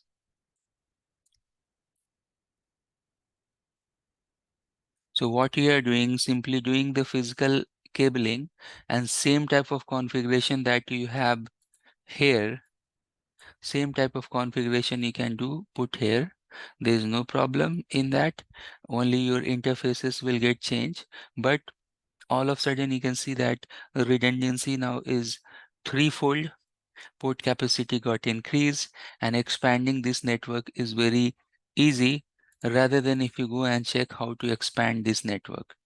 It is very difficult to expand the network as well. So not only the redundancy, high availability, bandwidth utilization in terms of ECMP, equal cost multipathing, but you can expand the network as well. You can expand the devices, you can expand the port capability as well, ports as well. Likewise, suppose all of a sudden if you have demand that you have to go and add some more ports. So what you can do, you can add one more switch here, and then that particular switch will go and connect like this. So in access layer also you can go and increase the number of devices, port capability without any downtime. You know, you don't need any downtime, you don't need anything. Just configure this switch, configure the interfaces, connect with this, configure the interfaces here, and then it will start working. Right. Likewise, you can go and add the distribution switch as well. If you add the distribution switch, then you have to do some routing in between them, and then you will go and connect to the core layer switches. So that's the advantage with the good design, means better design network, rather than if you have to go and add something here, it will be headache. See, here you can see that you have access layer redundancy as well. Here you don't have access layer redundancy. So tomorrow, if this link will go down, these devices will be isolated, right? This switch is isolated because there is no extra pair of distribution switch where I can go and connect the devices. If I go and connect like this, it will form the loop here, right? And if suppose if this is down, then what will happen? All these hosts will go because this is connected to single switch, right? And if single switch having reboot issue or failure issue or anything, that means all these hosts will go, become offline. So this is very, very bad design. Even if this distribution will go, all these devices will go offline, right? So that's the good design and bad design. You have to sit and plan more redundant, better design, but we should consider some other things as well while doing that design. So far, if you have any question, please ask. All right, it is so far. Yeah. Yeah, I have a question. So in the good design, like my company like that, can you show the good design, like the first one? Yeah, in my company, the blue section for the access layer, we are also doing routed for that too. Yeah. So I haven't come to that point Okay. where we should use routed fiber. So DNA, when we are using DNA is using a routed underlay or routed campus layer networking, and then we have some sort of VTIP. So these devices are working as a VTIP, and then we have VXLAN here in the LAN section as well. VXLAN encapsulations and that, you know. So this is okay, good design, but this is not the best design. And we'll discuss about that as well in upcoming section. We have design related to LAN as well. So this is one of the better design. You can't, this is okay, good design, no doubt about that. But this also get evolved to routed. Why? Because you have seen the issue here. So what's the issue here? 50% of link you are not utilizing. So why not using L3 protocol here to get to utilize this unutilized links, and here Correct. also you can go and use ECMP. So that's Okay. right. In SDA, in DNA fabric, we are using L3 routed in the LAN area. Okay. Okay, so that's a really good question. But with compared to this is better design, right? Yes. That's the point I want to. All right, so let's move on slowly, and let's see. You have different design and evolution, and why this design got evolved. Each and everything we will discuss later on. Okay, so now let's quickly move on and let's see a few points related to this. So you can see that if you have this three-tier architecture, then it will offer you hierarchy, modular topology, easy to grow that we have discussed. Fault tolerance is easy. Isolation of fault is also easy. It will promote you load balancing and redundancy. We'll see that where you can go and use GLVP, HSRP, VSS stack. Now we are using VPC in data center, but in the LAN you can go and use some other technology as well. We'll see that. Incorporate balance of both L2 and L3 technologies, utilize layer 3 routing for load balancing. With all sort of good features we have if we are using this three-tier architecture. This is a list of those features that we have discussed as well. Now let's go quickly and see that core distribution access layer, what type of protocols we can use. So you will see here that we can go and use layer 2 feature. Now you can see this diagram that this is highlighted in the bottom. That means we are discussing about the access layer features. So in access layer, you can go and use HA, high availability security, QoS, multicasting.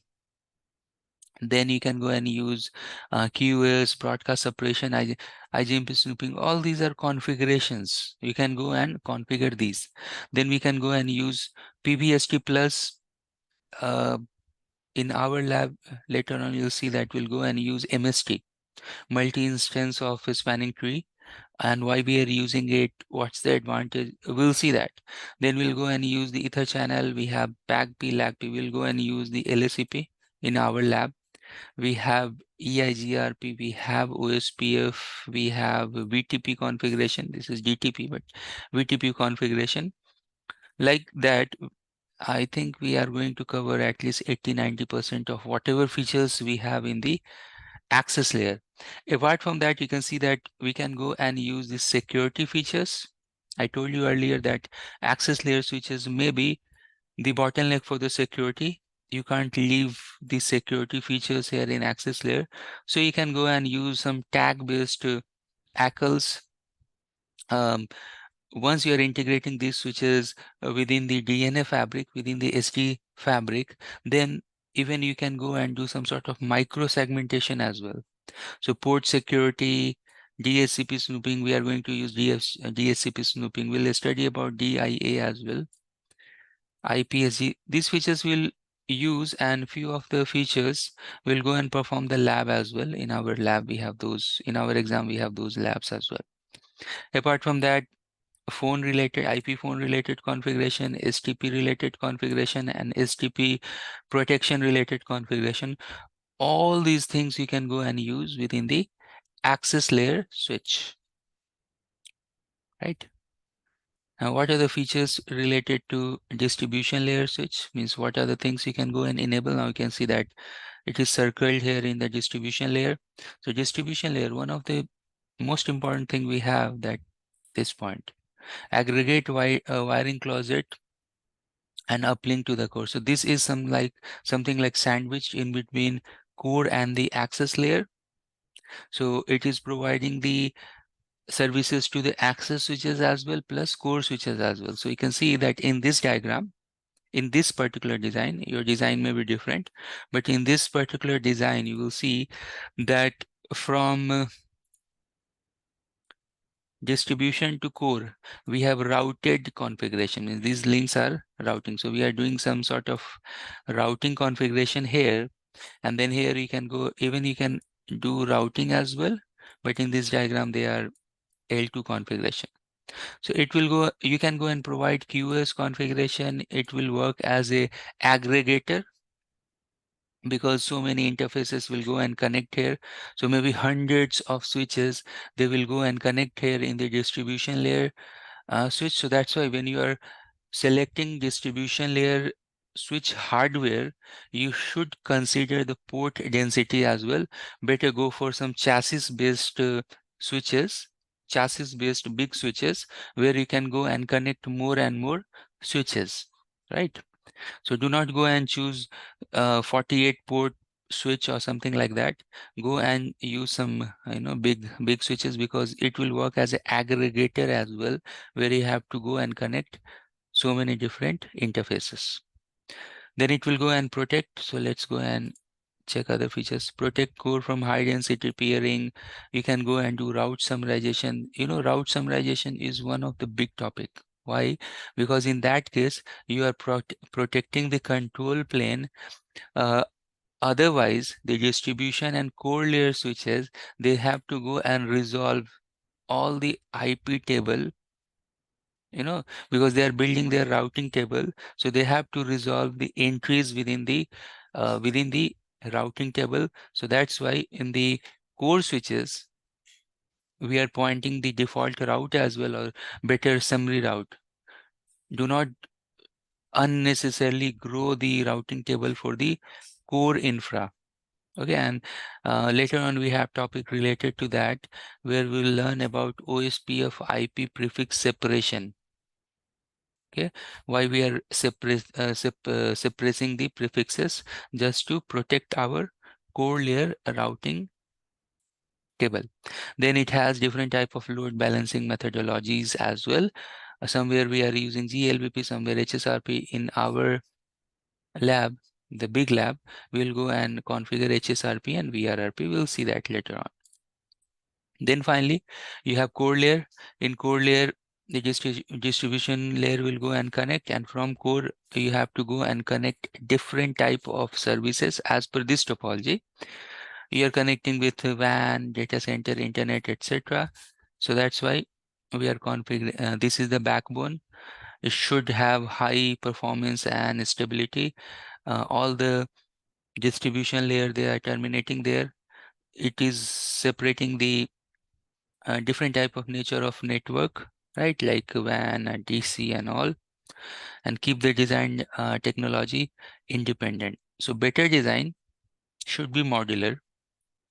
So you have this modular approach, that all the different boxes, they will go and connect in redundant manner, in the modular manner. Wow. So before we'll proceed further, you have any question here? If no question here, then you will see the design. Now, again, how we can go and make your LAN routed, that is one topic that we'll discuss later on. But now you'll see that evolved topology that we have from different design, that you have the core. No doubt we have discussed about the core layer. This is routed core. And then we have this routed distribution. You can see that you have WAN edge, you have DC edge, and then the network. You have internet edge and then the network. But all these highlighted areas, you will see they are routed, and there is one routed LAN as well in this section. So in your network, you may have a routed LAN, you may have L2 LAN. That's why you can see L2 access, routed access, or you may have virtual switching. Virtual switching is also L2, and that is something that will go and protect you from the STP issues. So what these virtual systems are doing, so here you know clearly that 50% link is disabled. 50% of link, they are disabled. But when you are using this VSS, virtual switching, so you can see that some sort of ether channel is there. So you will see that the topology, although the topology is, suppose this is distribution layer switch, and then I'll go and draw some 1, 2, 3 access layer switch. So although you can see that we have this type of connection, like a redundant connection, you can see, but behind the scene, what is happening in this design, that this will be one box. If we have pure VSS, and then instead of triangle connection, we have single connection that is going to one switch like this, like this, like this.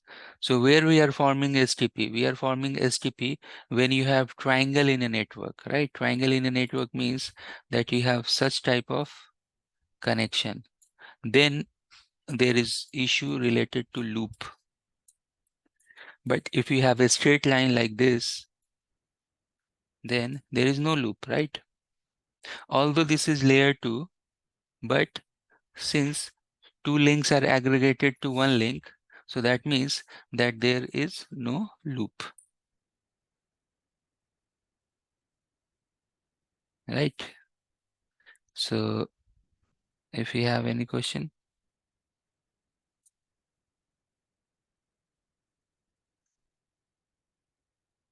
Yeah.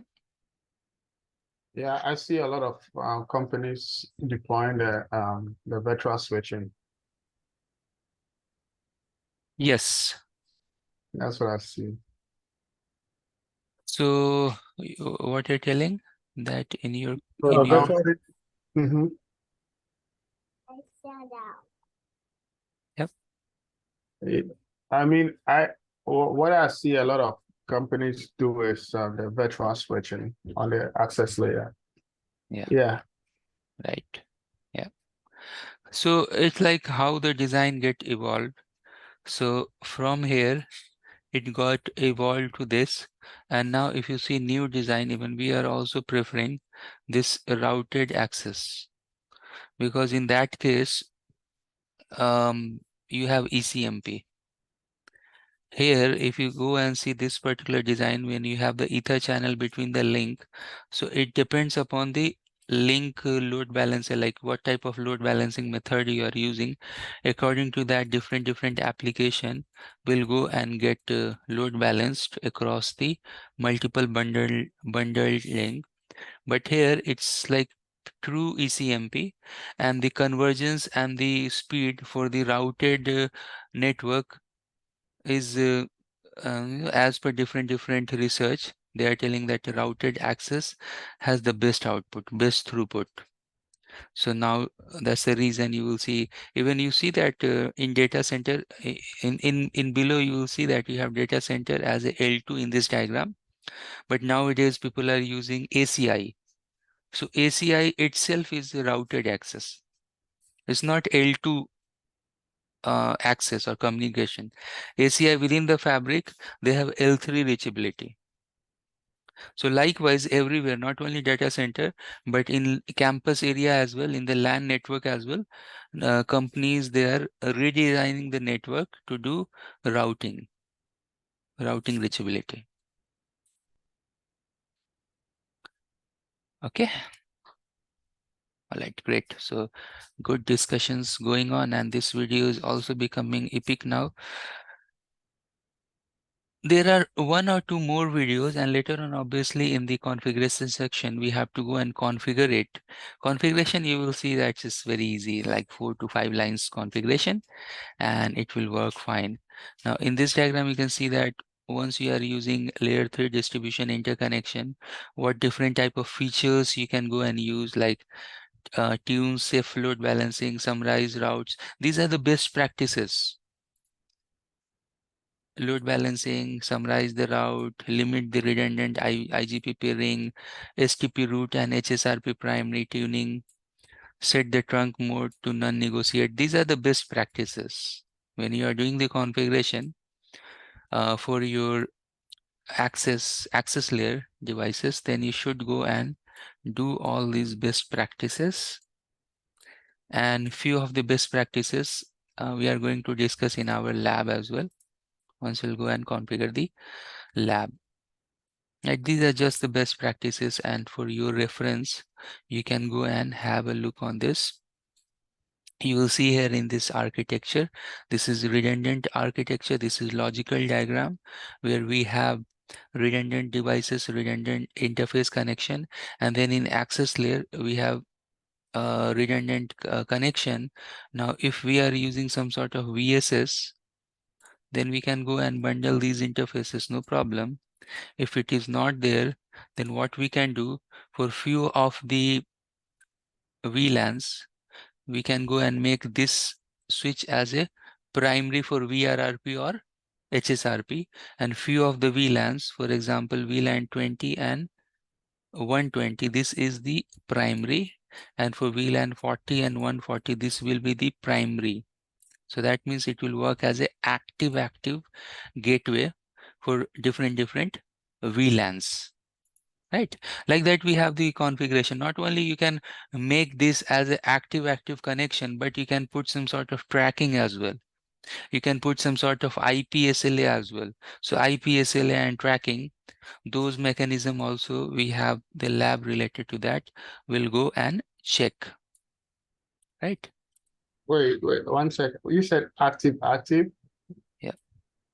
Okay, so like both links might be active, but the VLAN only one is active. Is that what you're saying?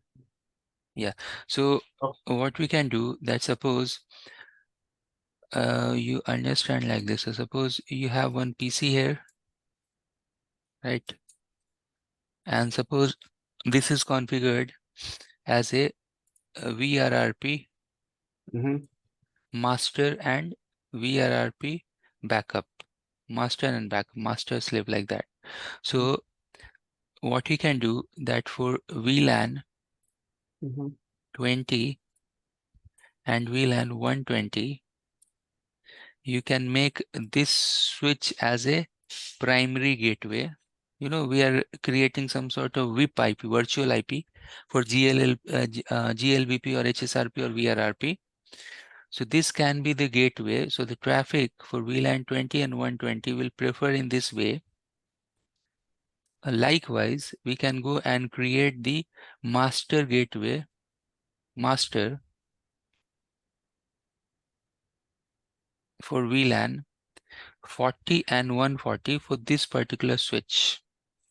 So for VLAN 40 and 140, this having higher priority. So this is the master for certain number of VLANs, and for certain number of VLANs, this is the master. So that means that VLAN traffic can be load balanced, so they can work as a active gateways. So in essence, you are using STP priority to make the distributions prefer a particular VLAN. Yeah, STP is there, that which particular switch is the master.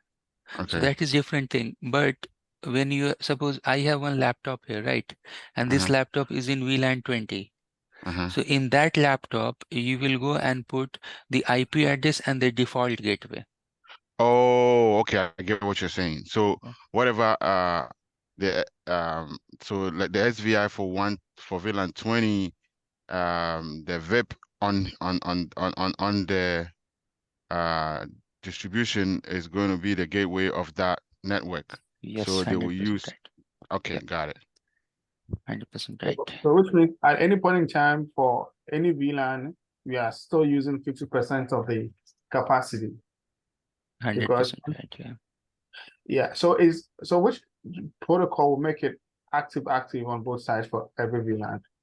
Because I know like some companies like Arista has VARP, and that is active. So on Cisco, So actually the only active protocol is GLBP, but it has some internal issues. Generally in production, you will see people are using VRRP or HSRP, but VRRP and HSRP both are working as an active standby or active primary secondary. So what we are doing to make this active for few VLAN, you can make a primary for one switch, and for few VLAN you can make primary to other switch. So in that case, active passive. Active passive will work as a active active. Okay. Okay. Okay. All right. Good discussion. Great. So after that, we have few questions. So let me go and pause the recording and we'll discuss the questions as well. All right. Thanks for joining. Today is day number 7. So every week we have week plus weekend, we have total 7 sessions. So this will be the week 1 last session. This is day number 07, and today we want to learn about SDN, and then we'll discuss about one big topology that we have related to the network, right? So before I start this SDN, software defined networking, let's discuss about little bit about history of the software defined networking. So if I ask you that what is SDN, you have to answer that what is SDN. Why you're thinking that everyone is using SDN network now rather than the normal networking? And again, we are focusing more on Cisco innovations on SDN. What is software defined networking?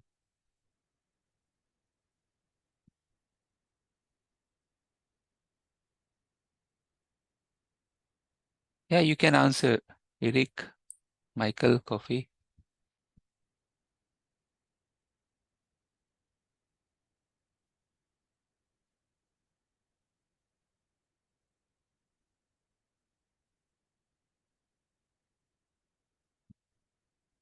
What is SDN?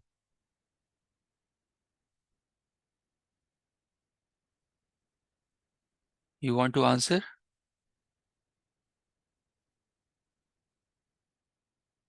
Anyone?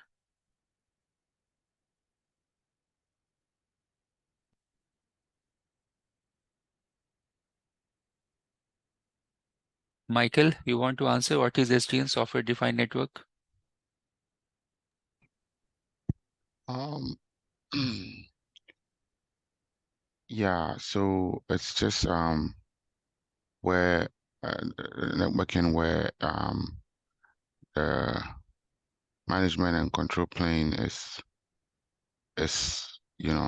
shifted from the um from the premises to the cloud. Okay, great. Right. Any other answers, Eric, Kofi?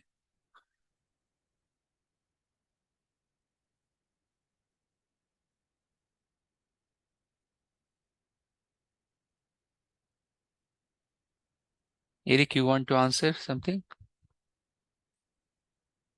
Because if you understand SDN, then you will understand 50% of new innovation related to SDN. The definition is very, very, very important to understand SDN.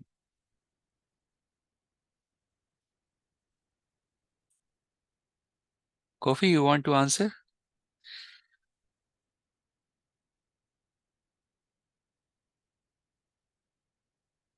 Today seems everyone is very, very quiet.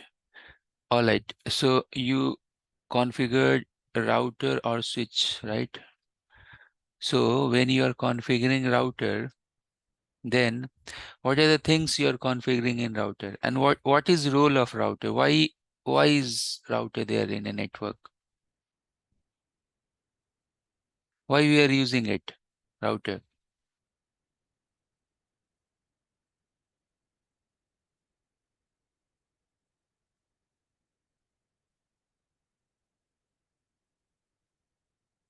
All right. So router is working as a gateway device, right? You know that router connected with different LAN network, and it is providing the path. What type of path it is providing? So different users, they are carrying different of payload, And in that you have source IP, destination IP. According to that source IP, destination IP, router will tell someone to go in this direction, to go in this direction, and all those things, right? So if you go and check the router configuration, in that configuration, what are the things you have? So in that configuration, you are doing the configuration actually basically in 3 areas. So if you go and configure anything related to routing protocol or network control, that will be control plane configuration, right? Control plane configuration. That means if you are doing some OSPF configuration, BGP configuration, any control plane, even control plane policing, any type of networking control information that you are putting in the router, that is related to control plane. That means that this is the brain. Control plane is nothing but the brain, and this brain has to take the decision. So if any change in OSPF, suppose a big area where you have multiple routers, you have created OSPF in area 0.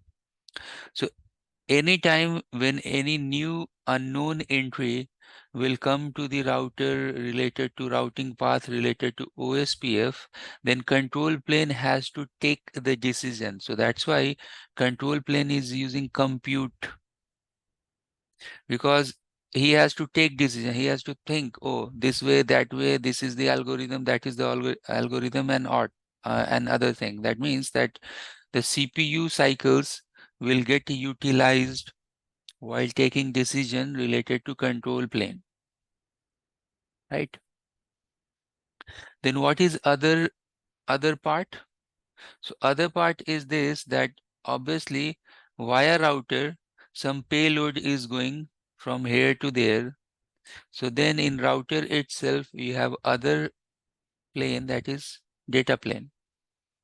So data plane is something that, okay, source to destination, and according to that data path the traffic will flow. So in router, you have this data plane configuration as well, but routers, they are never the destination. You're not sending anything to router itself, but it will tell that this way you have to go, this is the way where you will get the destination, right? And then you are SSHing to the router, telnetting to the router. Routers, they can go and do in router you are doing SNMP configurations and other thing. So that is the management plane configuration, right? So generally in normal router or switch, you have control plane, data plane, management plane, right? Any doubt in this?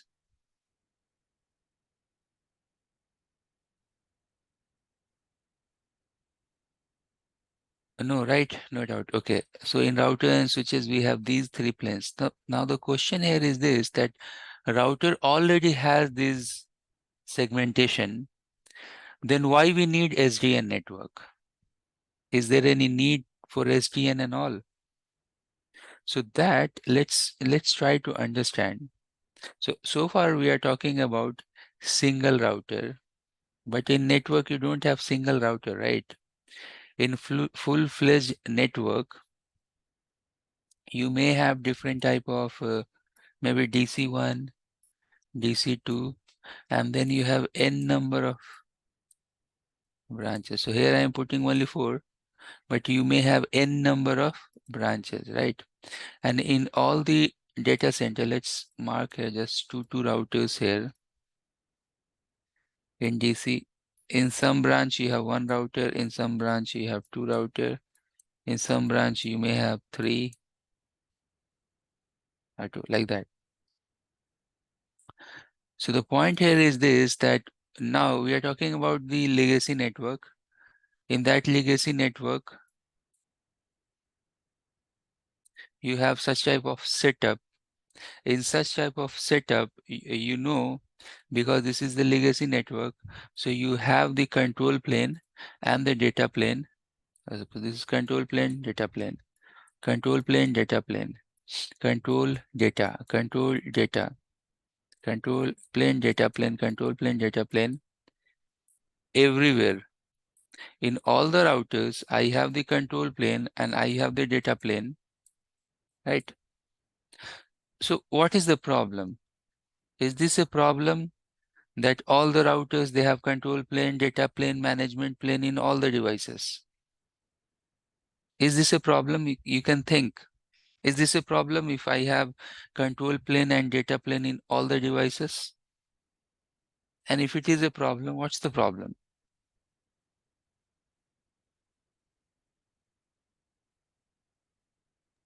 Yeah, and the problem becomes like individual like administration, because there are a lot of routers.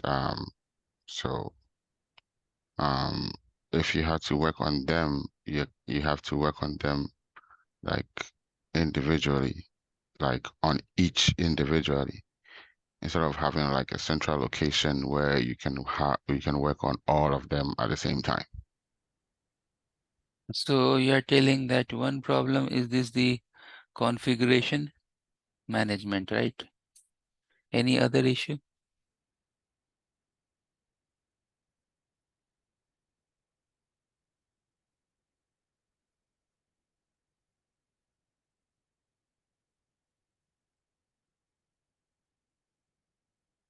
Configuration management, or maybe device management.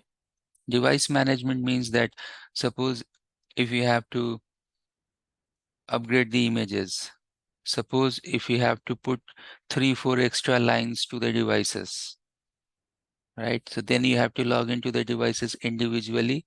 If you're not managing all the device from centrally, you have to log in, manage, push those configuration individually, and you have to manage the device configuration. But isn't something that we can do via automation as well? Automation can provide us this configuration management, maybe compliance management, device management. From automation tools, we can do this. Then it's still why you are decoupling. SDN definition is decouple the data and control plane. So why you want to shift this control plane and data plane? Do we have any other advantage? What do you think?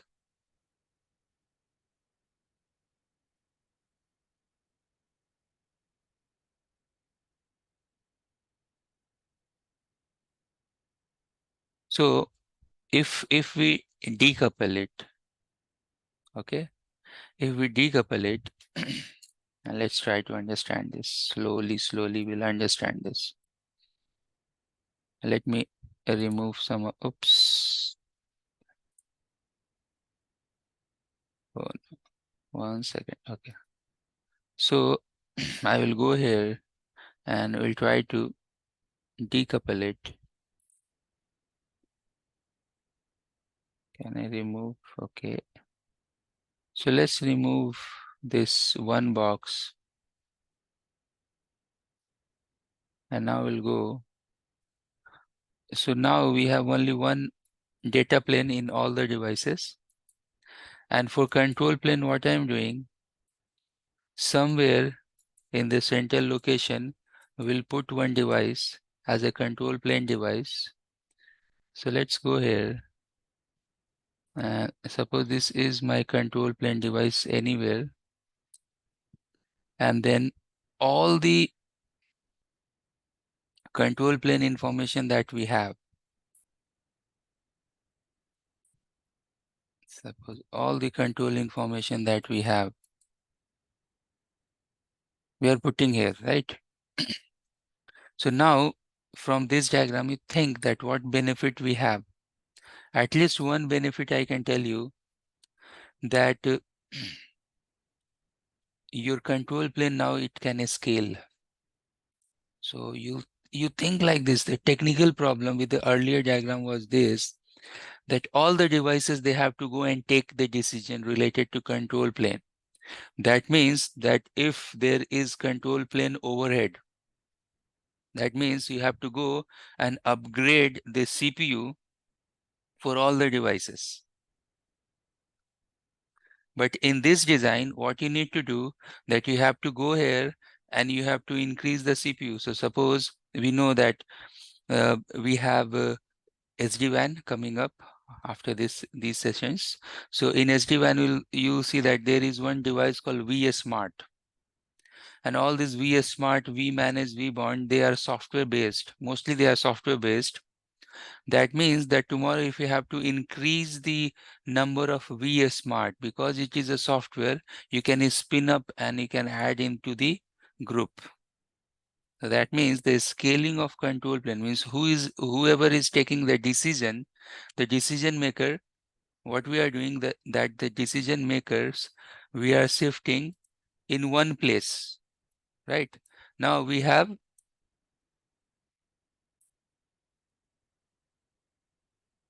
you can see that the control plane is shifted at one location. So now you can think in this design that now you have centralized control plane.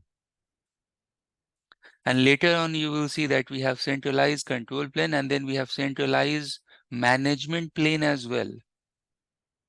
So that means that last time we have seen 2 points, that device management and configuration management. So if we have centralized management plane, we can do those things.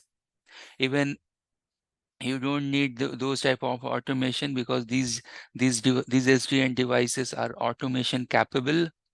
From these devices itself, you can do some sort of automation, or you can do some third-party REST API plugin, and you can manage those devices. Right.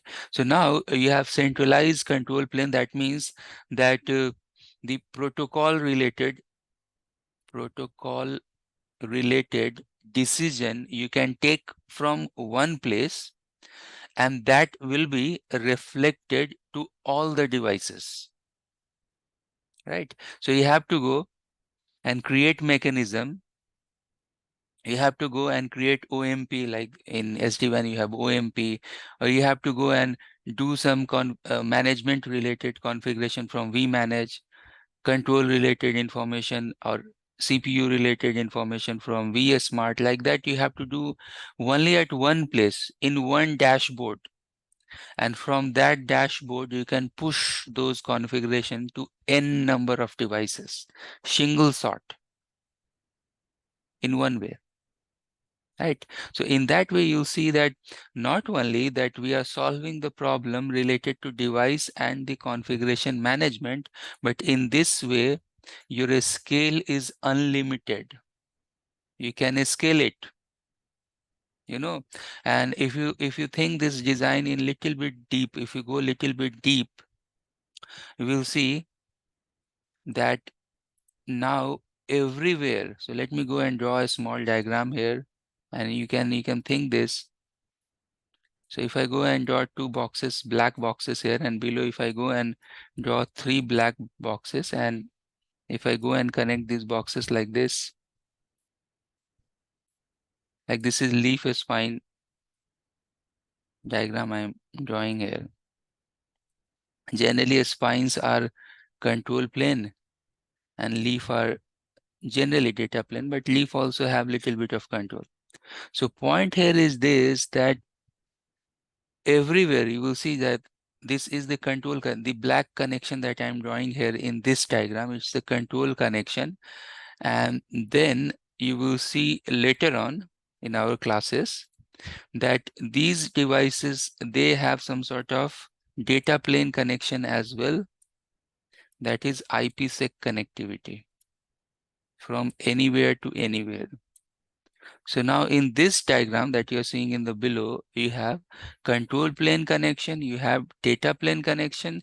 So control plane connection is centralized and data plane connection is, you can think as a localized from one side to other side to one side. It's a full mesh VPN connection. Even if you have data plane devices as well, you have full-fledged IPsec connectivity going anywhere to anywhere.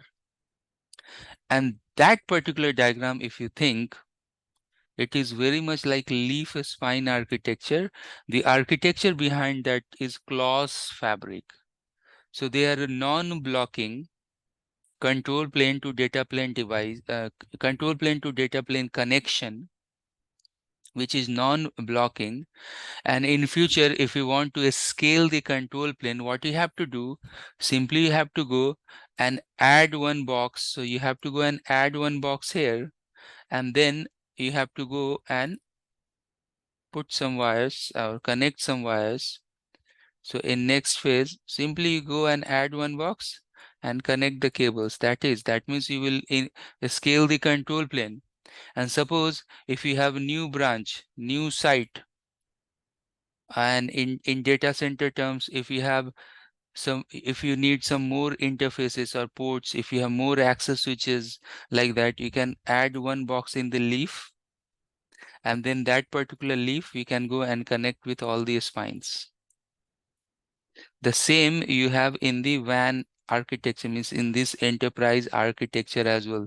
Suppose tomorrow, if we have to open one new branch, right?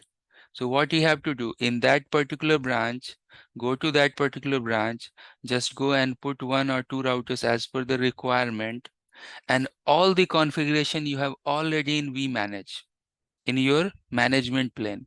So push that configuration from the management plane, and this device within no time will join the fabric. So this device will go and join the control plane, and this device within no time, you don't have to do any configuration. At the moment you'll go and bring up the control plane and the data plane configuration, it will go and form the IPsec tunnel with all the rest of the entire network. Now, is this possible in the traditional networking? It is possible, but again, you have to go and put all the configuration related to IPsec for all the branches, the management, this and that, and it's like very much lengthy, time consuming. Although you can do it, but it is even non-standard, because now you have defined all the standard in your vManage, in your vSmart. What you are doing at the moment, you know that there is requirement. So already all configuration, everything you have, simply go to that branch, connect to the ISP, and your site is ready. Your business is ready to go. That's the capability we have with the software-defined networking.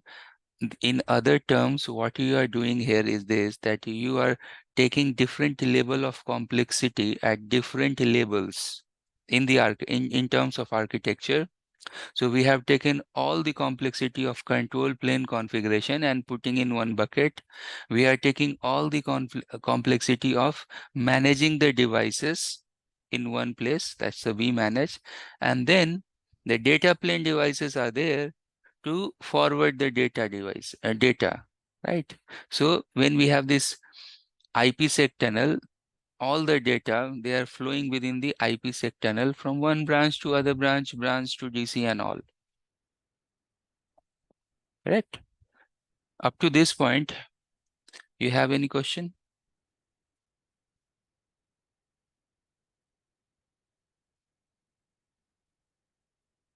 No, right? So let's move on, and I have one or two slides. Later on, anyways, we are going to discuss about SDN. Before SDN DNA, before I go there, I'll go and quickly draw one chart, because sometimes it is confusing for the students that so many different SDN and what's the use of different SDNs. So let's go and draw one chart here. And in this chart, what we will do, that will go and study different type of SDN solution. So you know that SDN we are using in LAN. What's the name of that? So 3 flavors of SDNs are there, right? What are those? In Cisco, in terms of Cisco. So LAN SDN. So when you are doing the automation in LAN, or when you are doing SDN in LAN, What is that term? DNAC, right? Or DNA. Later on, we have classes on DNA. Basically, oops, this is LAN actually, not LAN L. So let me go and, can I remove? Okay. So for local area network, the automation is DNAC, right? And then for wide area network, the automation that we have is SD-WAN, Viptela, vMan, etc., right? And then what is there for data center? You know that for data center, what we are using?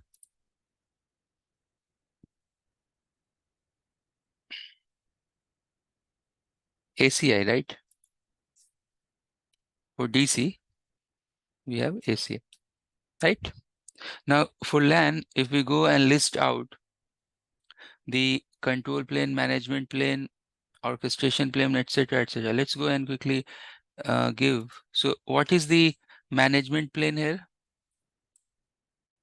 Who is managing the management plane? The term, the appliance is DNAC. In SD-WAN, what is the management plane? We manage, right? In ACI, what is the management plane? Epic controllers. Now, the control plane. What is the control plane in DNAC?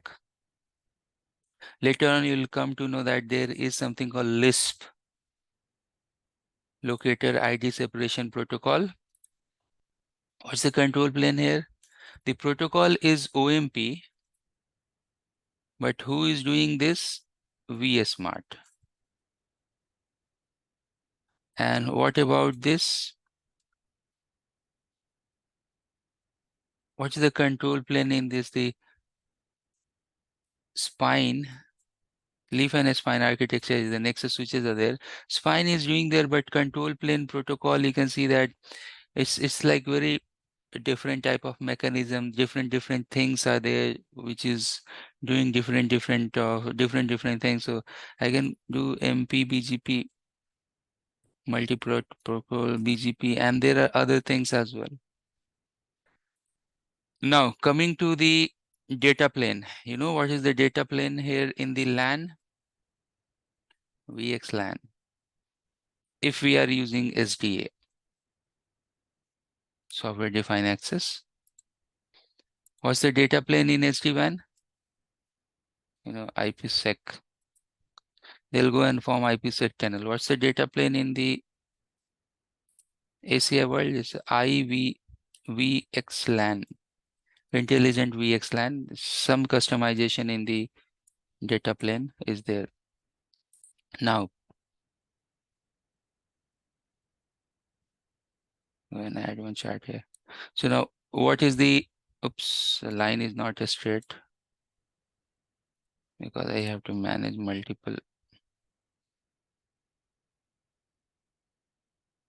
Okay, so what is the policy plane here? Who is making policy in DNA? You know, there is one other appliance that is ICE, Identity Service Engine, and DNA and ICE, they are talking via the Pixie Grid exchanges, Pixie Grid integration. What is the policy plane? Who is creating the policy? Actually, from VSmart, we are creating the policy and then we are pushing to the devices via the OMP protocol. So policy actually VSmart is making, and who is creating the policy here? Obviously, we can go and do all the configuration management from the Epic controller itself. So from Epic itself, we can go and create the policy. Orchestration plane. Who is doing the orchestration? DNAC. Who is doing the orchestration? You will come to know later on. We have something called vBond. And orchestration, who will do? Epic controllers. Right. So you will see here that different flavors of SDN is there. LAN based SDN, WAN based SDN, data center based SDN, and then you have different devices for different roles, right? You have segregation of which particular devices will do what type of role, and according to that we have this segregation. You can see that the role and the different devices in the SDN. You have any question in this?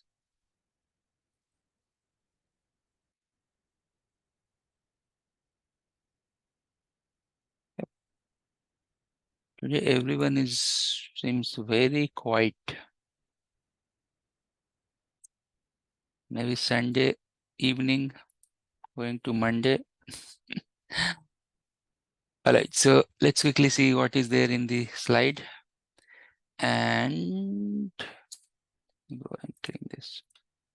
In the slide deck, SDA, there is one term that overlay network and underlay network. So what we will do today, we will discuss only that term and then I'll stop the recording. We'll stop.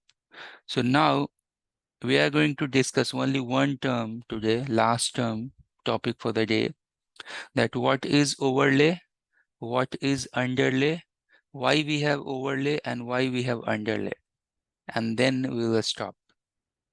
Okay.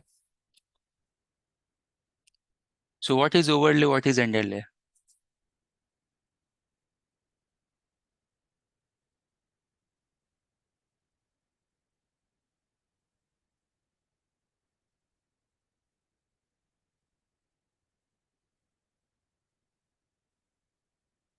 Overlay versus underlay.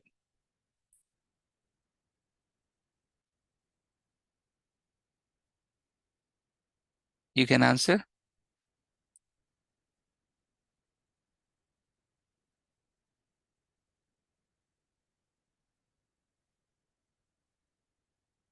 Okay.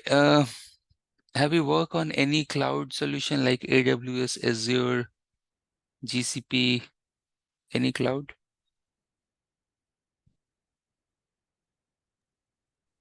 Yes. Okay. And how it is working? Which one is working? I think I Any lost cloud, any the cloud. last 2 minutes question. I lost No the audio. problem. No problem. Just any cloud like AWS, how it is working, how we are taking services from AWS. I just know that I create a bucket and then create an identity. I am. Yeah. So it's something like pay and go. So whatever services you need, simply you're Yes. paying for that, right? That the model is pay and go. Pay and take the services. Suppose if you need some servers, you can spin up. If you don't need, just stop it, right? So let's go to non-technical term. Maybe you may use this Uber taxi, or um, maybe you are using some online food services, right? How it is working? Whatever things, suppose I need pizza, so I'm opening my mobile, order, putting some this pizza, that pizza, I'm ordering it. Suppose I have to go from one place to other place, I can open my Uber app and I can book the cab, right? So point here is this, that suppose if I have to go somewhere, anyone has to go anywhere, are they purchasing the car? No, right? Suppose you need pizza, you are not purchasing all pizza making, you know, whatever things that we can prepare pizza. We are not purchasing all those things. Simply we are ordering and taking it, right? So behind the scene, what I want to tell is this, that if we need any service, is network infra is required nowadays. So answer is it depends. That suppose we are working in on-prem infrastructure, that our managed network, then we need network. Otherwise, if it is cloud hosted network or something there in the cloud, we don't need all those networking components, right? This is something one step ahead we are thinking. If we come one step back means that now just focus on on-prem network. Suppose you are in on-prem network, and suppose think that you are a service provider, right? Suppose I am owning AWS or any cloud, right? So in that case, I am the owner. I have to manage some hardware, right? So I have my on-prem network, and then I have suppose customer A, B, C. So same hardware, right? Same hardware resource I have. So I'm not purchasing any new hardware for A and then purchasing new hardware for B and purchasing new hardware for C. I have same fixed hardware, and from that hardware, somehow I am using some technique, right? From that technique, I am providing the service to A, customer B, customer C, right? Now that the fixed hardware you have, right? The fixed switches, routers, firewall connection, the cabling and whatever cabling and stacking, rack stack, whatever you have, that is nothing but underlay. And then in that fixed hardware, when you are logically separating your network for different services like customer A, customer B, customer C, customer D, maybe you have 10 customers, but you have only one fixed hardware, and then you are logically separating customer A with some mechanism. We'll discuss that. Customer B, customer C, customer D, up to 10 customers. That logical separation is nothing but overlay network or overlay. Okay. So you understood what is underlay and overlay. Underlay is your fixed hardware, and overlay is some mechanism you are using in your hardware, some virtualization, some other configuration, some VRF, some VPN that you are using. That is your overlay configuration to segregate different customer, to provide services to different customers having same hardware, right? So that is the definition for overlay and underlay. Now I told you all these things theoretically. So can I prove this underlay and overlay? Yes, we can. We have n number of examples for underlay and overlay. And even overlay also, you have different type of overlay. You have L2 overlay, you have L3 overlay. And let me see if I have some slide related to overlay, L2 and L3. But I know that in future, I can show you some slides related to that. I think at the moment, I don't have that in this slide. But yes, you think like this. MPLS may be L2, maybe L3 overlay. IPsec VPN is L3 overlay. Then VXLAN. VXLAN may be L3 overlay because it is using L3 headers. Then there are examples related to L2 stretch as well. When you are stretching the L2 fabric from one place to other place, that may be L2 overlay. Right. So let me quickly go and give you some examples related to overlay and underlay. So suppose if you work on ACI environment, the data center environment, so there are a spine and there are leaves, leaf and a spine. Now in this leaf and a spine architecture, you know that the spines have to go and connect to all the leaves. So let me go and connect it. So I'll go and connect. On top, two boxes are spine, and bottom you have leaf. So you have leaf and a spine architecture. Now in ACI, what you can do, that you can go and create tenants. So this connection that we are seeing here, this connection that I have highlighted, this is nothing but your underlay configuration. But on top of that underlay, With help of some virtualization, some context, some VRF, you can go and create multiple tenants. So you can go and create the tenant for customer A. Then you can go and create the tenant for customer B. Then you can go and create the tenant for customer C. And like that, you can go and create the tenant or the virtualization or the overlay for customer D. So the overlay is nothing but the virtual networking. Okay, underlay is the fixed hardware. It's the virtualization for the hardware. Now you can think about any cloud. So cloud, AWS, are they creating new network for new customers? No, right? They have same shared data center. In that same shared data center, they are creating different overlays for different customers, and then they are providing the solution. Since it's the networking and lots of virtualization is possible, so at the same time they can uh, provide service to n number of customers, thousands of customers, right? Now, do I have any slide here? So let me quickly see if I have any slide related to overlay and underlay, so I can show you that. Now you can see that foundation of SDA. You can see routed access plus overlay equal to campus fabric. Overlay means logical networking.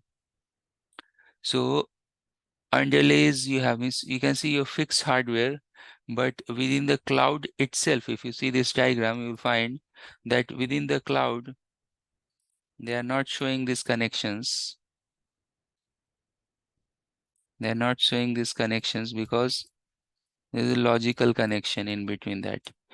In between this border device or control device and this edge node, in between these devices, you may have n number of devices in between. But it depends that what role we are providing to the edge devices or border or control devices. According to that, we are defining the fabric that you will understand later on, because this is a little bit complicated, you know. Complicated means that you have to go and understand the terms, and then you have to understand this technology. All right. Now you'll see here this particular diagram, business challenges and other things. Actually, this is telling that if you are using overlay network means that you can break same hardware into multiple customers. So it is showing here in this diagram that, see, we have this fixed cable and connection rack and a stack, and then we may have a logical network for different customers. So customer, as per their requirement, they are getting the services that is via the overlay network. So that's why we are breaking the underlay, and then we have the overlay network to provide services to different customers. And then this is global view related to DNAC, that also we can discuss later on. Right. So far, you have any doubt, any question, please feel free to ask. No outside. So early in the class, I told you that then we'll go and discuss one big topology. And today we'll not discuss that big topology. Let's hold this topology for next class, because it will again take much time to understand this standard Cisco validated design. So we'll hold some time for this. But apart from this topology, if you have any question, you can ask. Today I cover only 3 slides, 1 to 3, that's it. And it took 1 hour. But the concepts was really interesting, and I'm going to upload this video on YouTube as well. If you have any question, please ask. I'm going to pause the recording. Thanks for joining. Today, we are entering to week number 2, and today is day number 8. We are going to discuss about high availability and redundancy feature that provided by Cisco. Now, this high availability and redundancy feature is not like very much that we can get from the load balancers like F5 or Citrix load balancer, but this is very much related to network-based load balancer or gateway-based high availability or redundancy. Okay, so let's try to understand these features, because at the moment we are discussing everything with respect to design. So you will understand a little bit more when you will go and compare all these features. So when we are talking about first hop redundancy protocol, what does it mean? Question to you. What does it mean by first hop redundancy protocol? Do you know that? No. I think for HSRP, VRRP is redundancy for the gateway. Gateway redundancy, okay. Gateway redundancy means that suppose if you have one shared LAN, for example, I have one, suppose this is one switch, and then laptops or PCs, they are connected with this.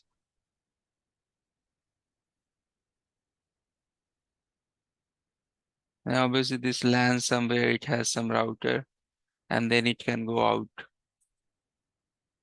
So from this, can you explain this gateway redundancy?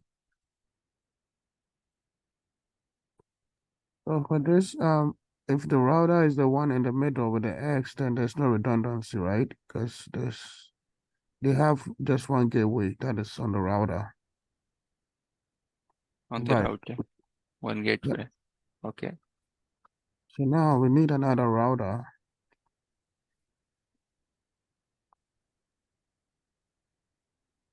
Yep, and we'll have two physical IPs and one virtual IP. That will be the VIP.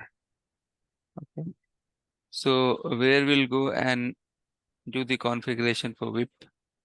So the configuration will be on the routers. Okay. And then traffic, how the traffic will go?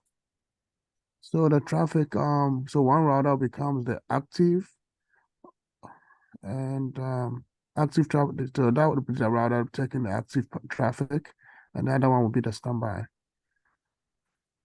Okay, so how this PC will know that he has to go in this direction? So for the PC, he's not gonna know. The PC will just have the virtual IP as the gateway. So in this PC, will provide the virtual IP. Yeah, as a gateway, and that virtual IP is being shared between the two routers. Okay. And if this will go down, Yeah, if it goes down now, the other router becomes the active, so traffic will now go to the other one. so this will become active, then the traffic will go in this direction, right? Yeah. But how this will know that he has to go to this direction? So I don't think he needs to know. All he needs to do is to be sending traffic over the virtual IP. And if one becomes active, I guess there will be some form of maybe through app, the MAC address of the new router will be known, and traffic will pass through the new standby that became the active. Okay. So you're right. This will be the process. But as you know that these two routers, suppose two routers are there, router 1 and router 2. These two routers may have same VIP IP, virtual IP, right? Or the ghost IP, right? Yeah. But because they are different box, so they have different MAC addresses. Yes. So MAC address for this router will be different than this router.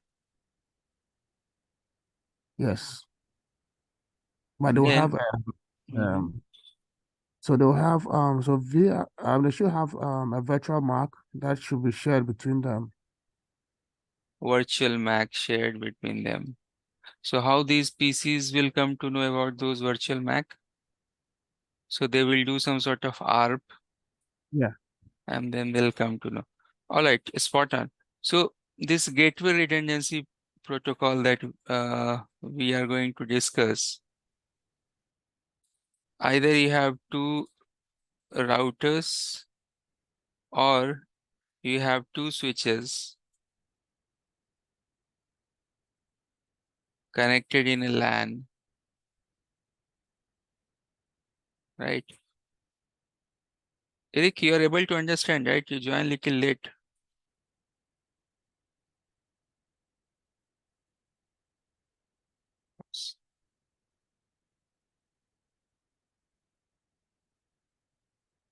Eric, you are able to understand this? Michael, any doubt in this? Yeah, I understand it. Great. Suppose these are the PCs. I'll go and draw for. See, uh, let's do like this.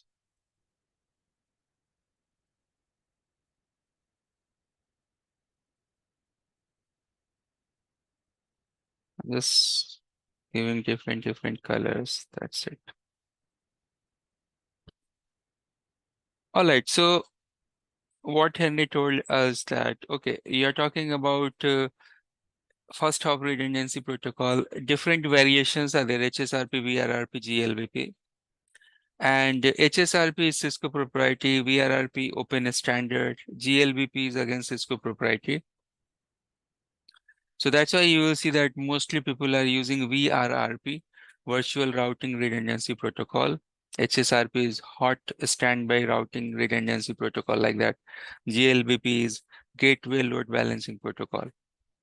The point here is this, that as Eric mentioned, that in these devices, suppose this is the laptop, here you will go and provide the IP address and the gateway address, and gateway address will be the VIP IP, virtual IP. Somewhere you have the virtual IP, shared virtual IP for those devices. So once you go and define the gateways here, as per their virtual IP, active and standby, traffic will flow either by this. And suppose if you go and enable the preemptive mode, preemption mode, and if active and standby again, if active will fail and come back again, the traffic will go in this direction. Otherwise, if it is non-preemptive, then if a standby become active, the traffic will go in this direction, right? In this understanding, you have any doubt?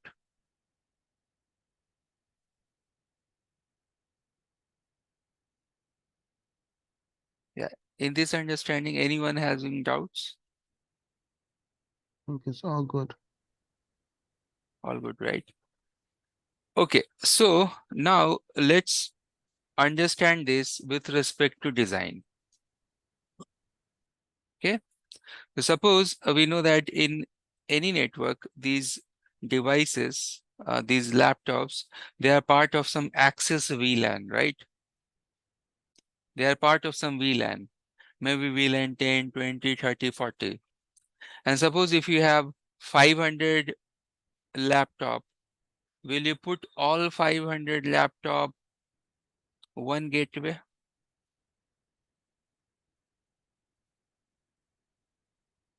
You got my question? Wait, all 500 laptops on the same VLAN?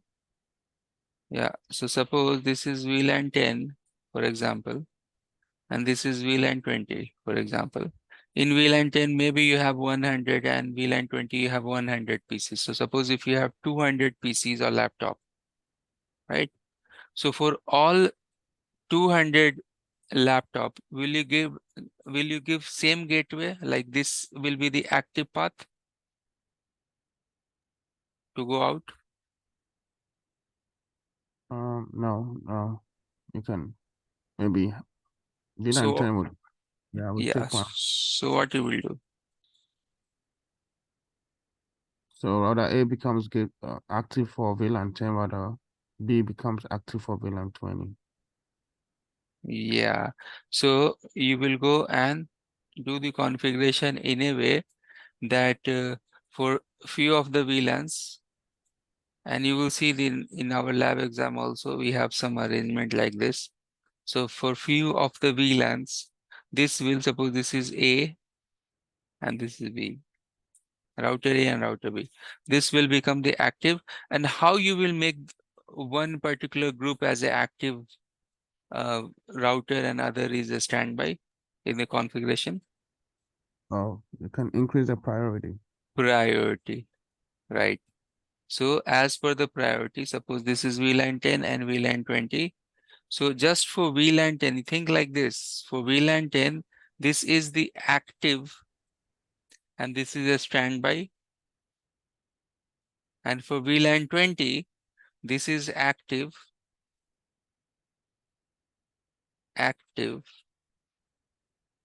and this is a standby. So that means as a whole, if you go and see, you will find that these gateway redundancy protocol is providing you active load balancing, right? So in this, you have any doubt so far? This is one of the design consideration to make traffic active.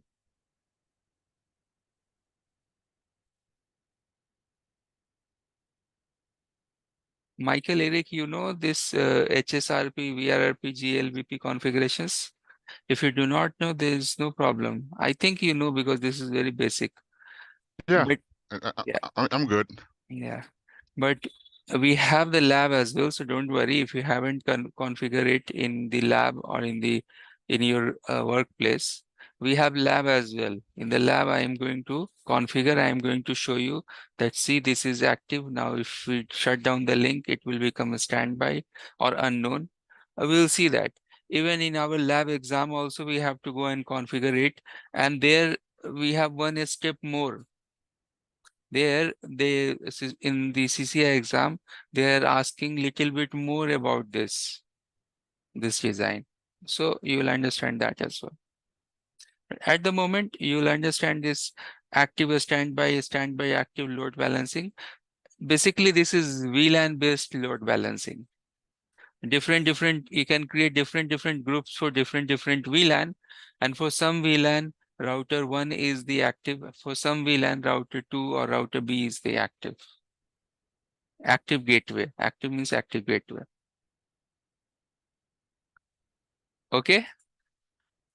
All right. So let's continue this design discussion. And again, with respect to design, again, you think, oh, I'm design engineer. So how I can go and detect the failure in router 1? And what will be the timers for these gateway protocol? How much time I have to hold back if some failure will occur? And suppose if we are doing these decisions on a switch, because you can go and run these features in normal L3 switch or routers. So suppose this is not the gateway router, suppose these are the distribution switch or core switch, then how we can go and manage these configurations with the spanning tree configuration? Because if you go and think this arrangement in a switch, at the moment you have switch, you have STP, right? So how with STP we can go and manage these configuration? We are going to discuss this in the upcoming slide.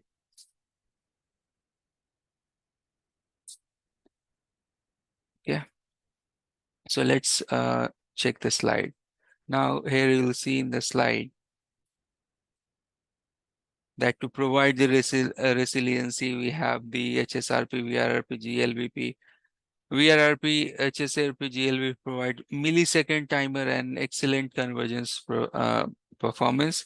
VRRP is a multi-vendor protocol. GLBP is only protocol in between three that can provide you uplink load balancing. So you may think that why not everyone is using GLBP, Gateway Load Balancing Protocol.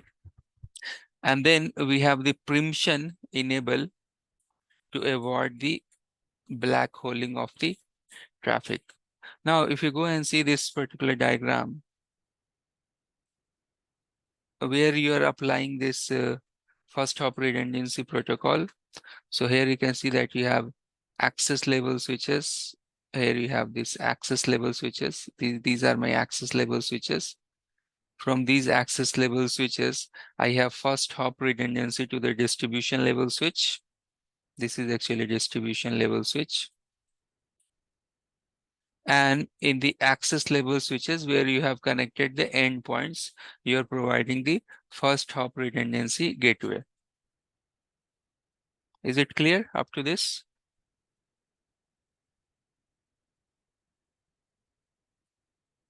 Right? Yeah. All right. Now let's see the next slide. So now we are going to discuss a little bit about all these protocols. You already know, let's see that in terms of packet forwarding and design, how it will be. So this example related to HSRP, you can see that the IP and the virtual IP, in this case, IP is 254 and 2. So both routers having different IP addresses, but you can see that the virtual IP is the same. Now, you can see here in the bottom, we have one laptop. In this laptop, we have some IP, MAC address, gateway. And this gateway IP, you can see, this is the VIP IP, right? And now you can see this virtual MAC as well. So in the active HSRP active router, you can see that we have the virtual IP, means he knows the virtual IP and virtual MAC, but it is not there in the standby at the moment. So now if the traffic will go, obviously, suppose they are part of same VLAN, so they are going in this direction. Right?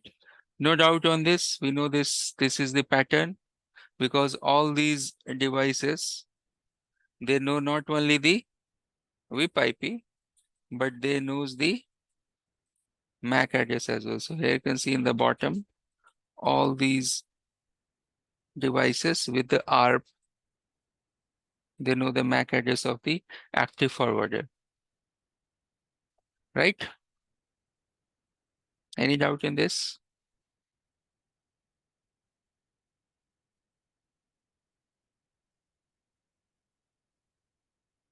Easy, very easy. Even the configuration is also very easy. It's like 3 to 4 lines of configuration. Give the virtual IP, give the priority. If you want, you can give the preemption, and that's it. Rest, if you want to tune the timer and other things, that you can go and give it. Okay, now in this case, this is little bit interesting to understand. And if you have such type of environment, you can think on that. You can go and think on this particular configuration, because generally we are not putting this preemption configuration with the HTTP route. So think like this, that you have access switch. Here you have the access switch. And then you have created the L3 configuration. So you have created the first hop redundancy configuration. Now, if this is HTTP route and this is HSRP active, what will happen? There may be black holing to the network. You are able to understand this situation?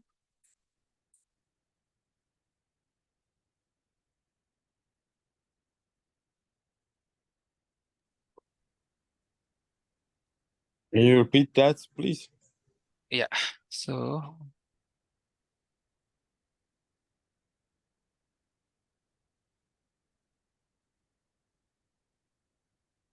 They think like this. Let me go and draw that.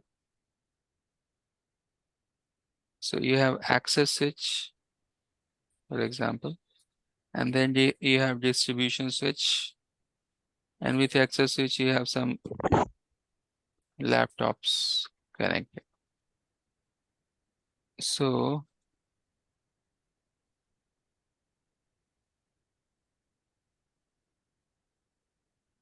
you know that access switch connection is like this.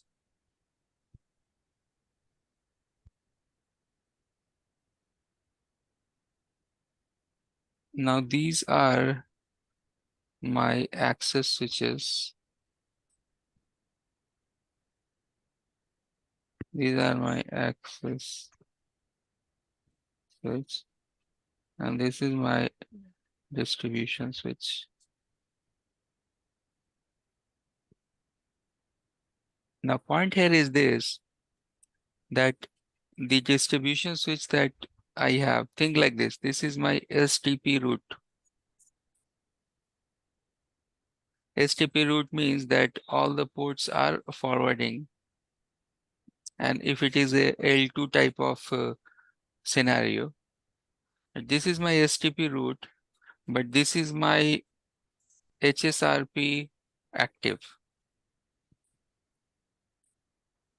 Now, if it is a route and this is not the route, that means that there may be chances that port are in the blocking state. So maybe this port is in STP blocking state.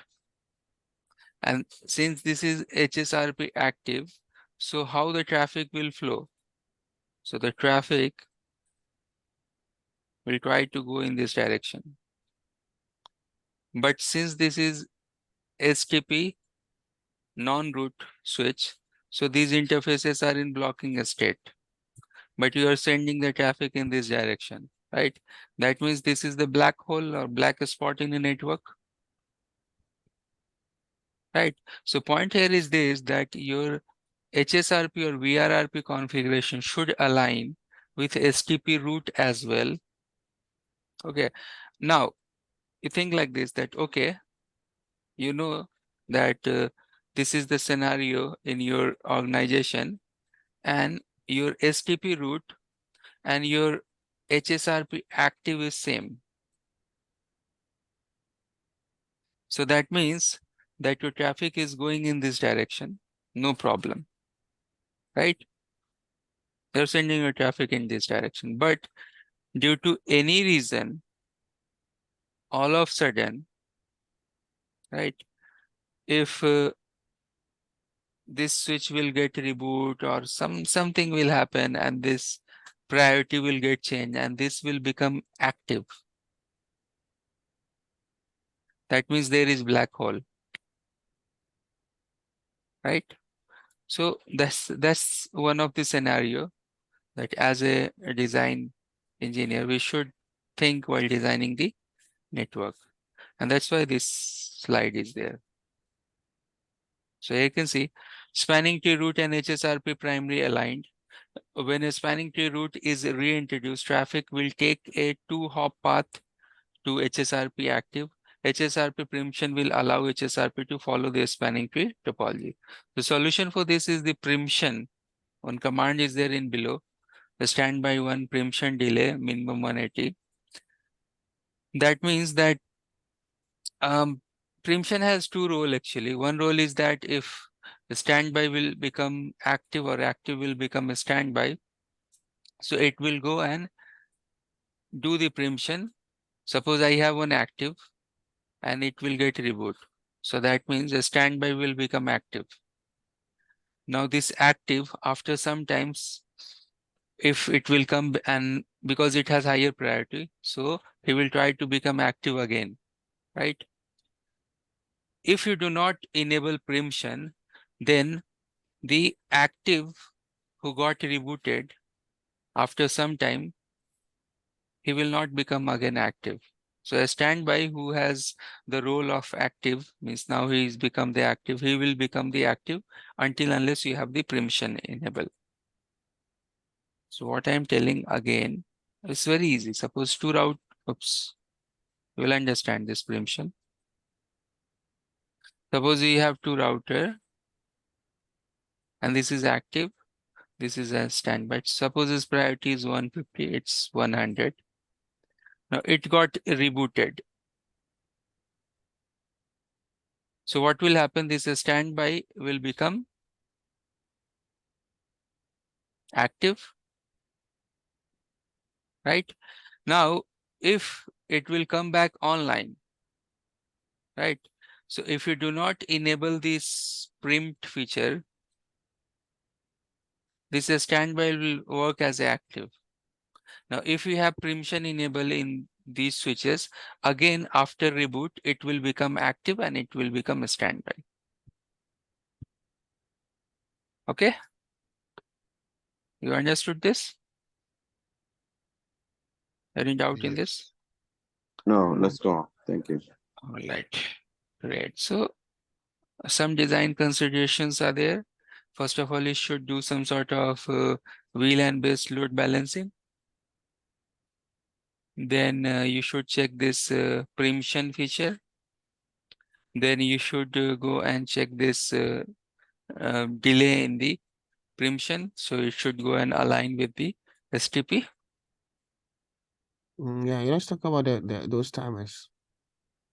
The preempt delay timers.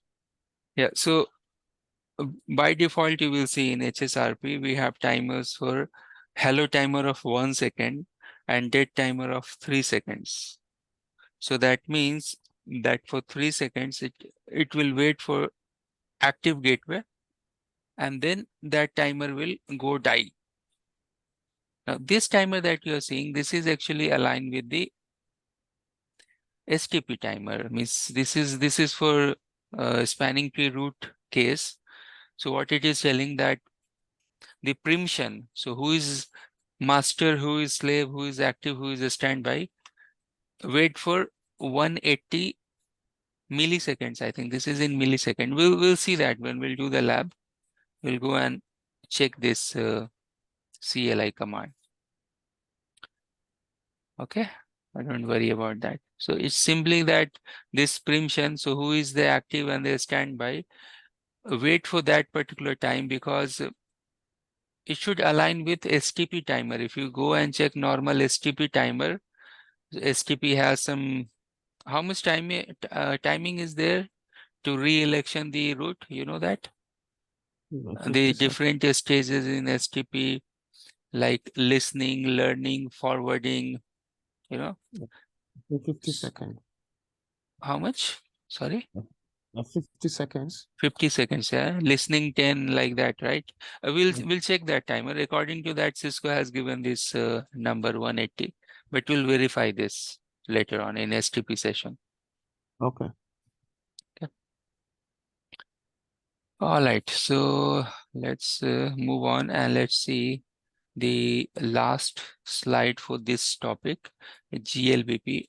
Now, GLBP is altogether different and it is not successful protocol. You can say that. You will see that mostly people are either using HSRP or VRRP. GLBP having some, although when Cisco has released this protocol, they thought that it will become very successful, but it is not. It has some problem, but let's see the feature. Generally, people are not using GLBP, Gateway Load Balancing Protocol. So here you'll see that GLBP has all benefits of HSRP plus load balancing in default gateway.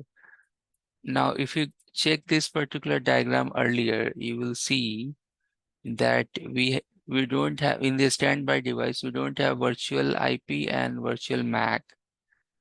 Once it will become the active, then it will get those virtual MAC and virtual IP. Like that's the logic. But in GLBP, you can see that you don't have anything called standby. You can see this is active virtual gateway or active virtual forwarder.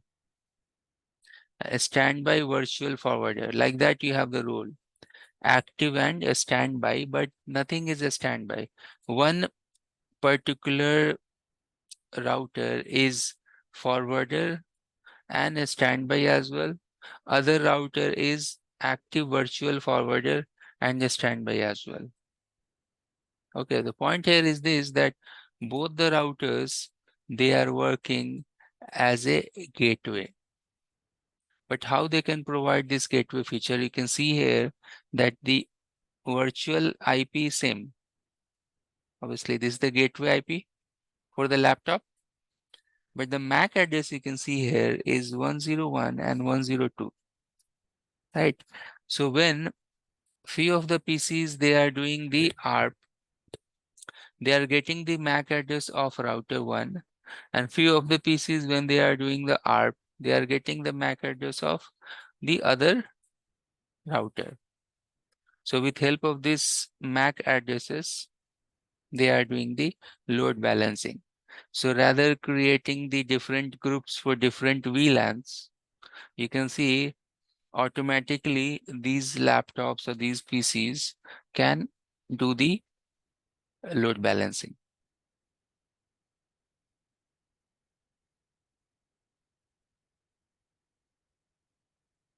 Okay, you have any doubt in this? You're able to understand?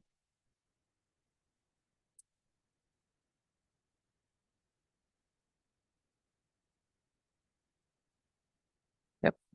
Yes. Yes, yes. Easy, right? Simply basis of MAC addresses, they are doing the load balancing. In your production, are you using such type of any of these protocols?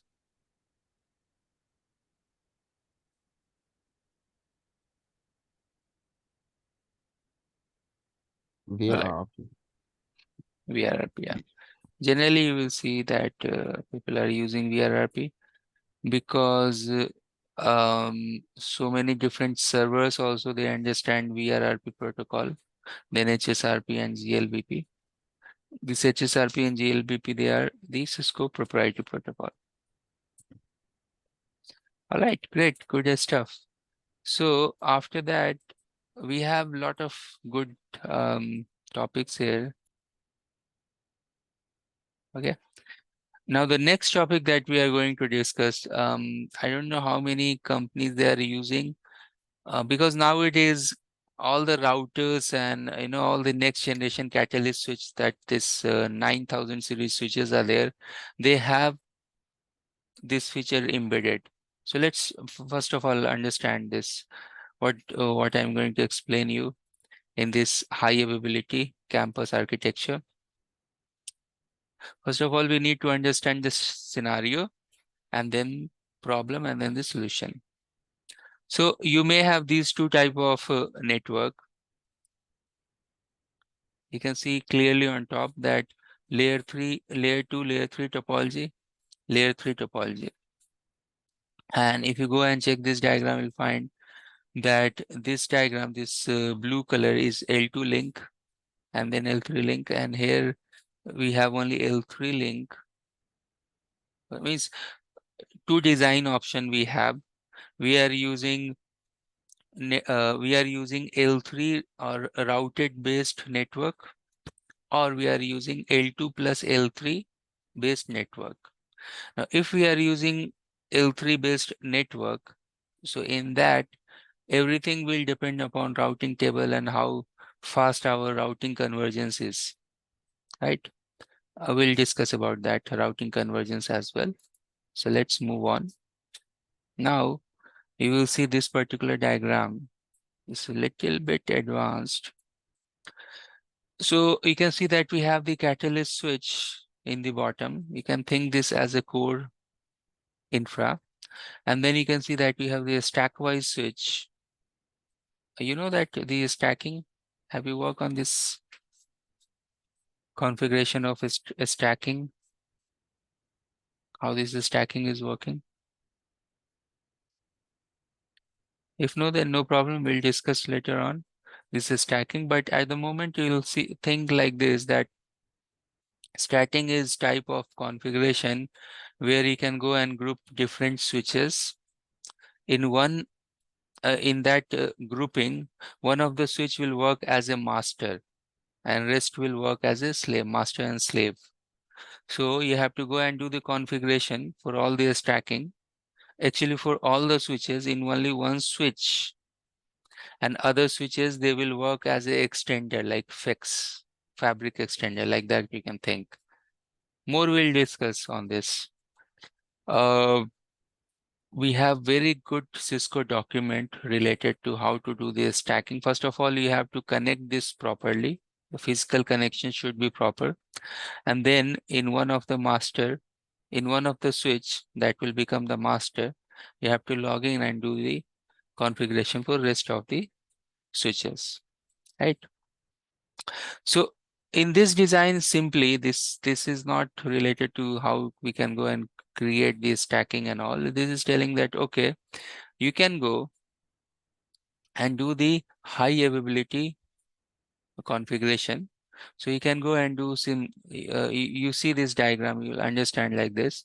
You have a stateful switchover SSO. So let me try to explain, you will understand. So here you can see that this is the active, this is a standby, right? Now failover means what? If this will go down, right? So whatever routing protocols, here you'll see that uh, different type of protocols like IEEE, PACP, LSCP, and more. Whatever routing protocol, at the moment I'm focusing on routing protocol. So whatever routing protocol, that means the routing protocol having routing table, routing protocols having the rib table, fib table, lib table, right? Uh, so those things can be handled to the standby. So whatever state transactions we have, if we have the failover, it will get reset. That means that again this particular switch will go and create the new routing table, new updates, or it is like a stateful switchover. Whatever transactions are going on, it is like non-interrupted. That's the scenario. Is it possible? So that's the question, and answer you will get in the next slide. So here you can see that SSO by itself does not provide redundancy for the routing protocol. So you will see here, although that SSO, they are aware about different applications such as IEEE 8021X and different type of protocols, but they have some compliance related to routing convergence, routing protocol. So what Cisco has done, Cisco has introduced one new feature called non-stop forwarding, NSF.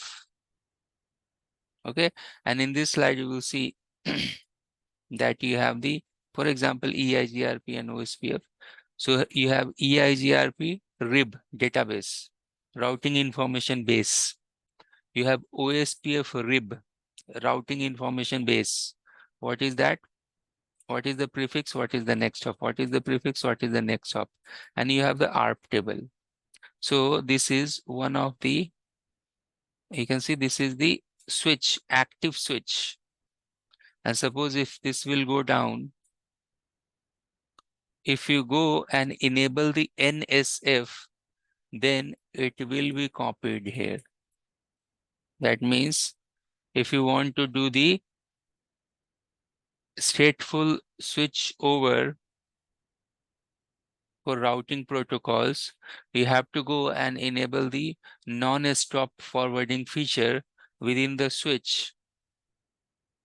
So it will go and do the SSO. So now in next slide, you will see that this is down. And you can see that this fib table got copied here. So how to reach to the next destination, still you have. Why? Because you have this NSF feature enable. And NSF features, you can enable with different type of protocols as well, like OSPF and EIGRP.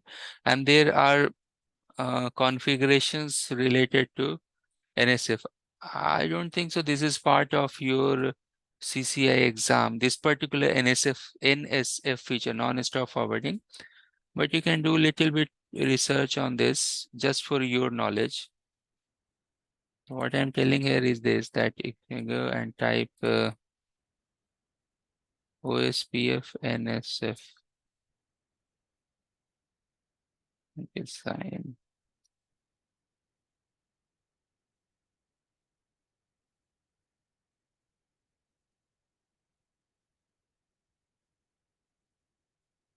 So this module describes how to configure non-stop forwarding for Cisco OSPF protocol. Why you want? Because you want a straightforward switch over IPv4 traffic only. So there are limitations as well. Like it is only applicable for IPv4 traffic, and how you can do the configuration. So NSF, it will give you the summary of the command. Here you can see NSF Cisco helper. Multiple options are the IETF.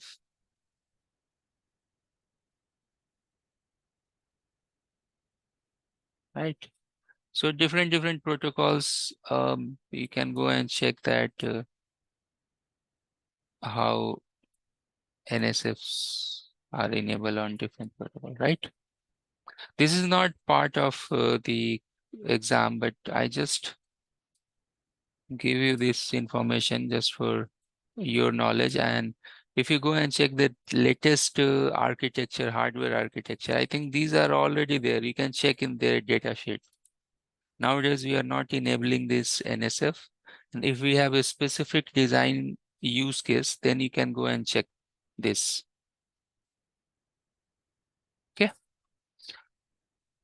Okay, all right, great. So now you can see routing protocol SSO, and you can see NSF capable. So non-stop forwarding or the graceful restart, OSPF, BGP, LLDP, they are providing such type of support. Hello everyone. I'm going to give you offer related to CCI lab. In this lab, what you will find, so let me quickly show you that. In this lab, you have multiples switches. You can see you have more than 16 switches, 20 routers. You have SD-WAN full-fledged lab.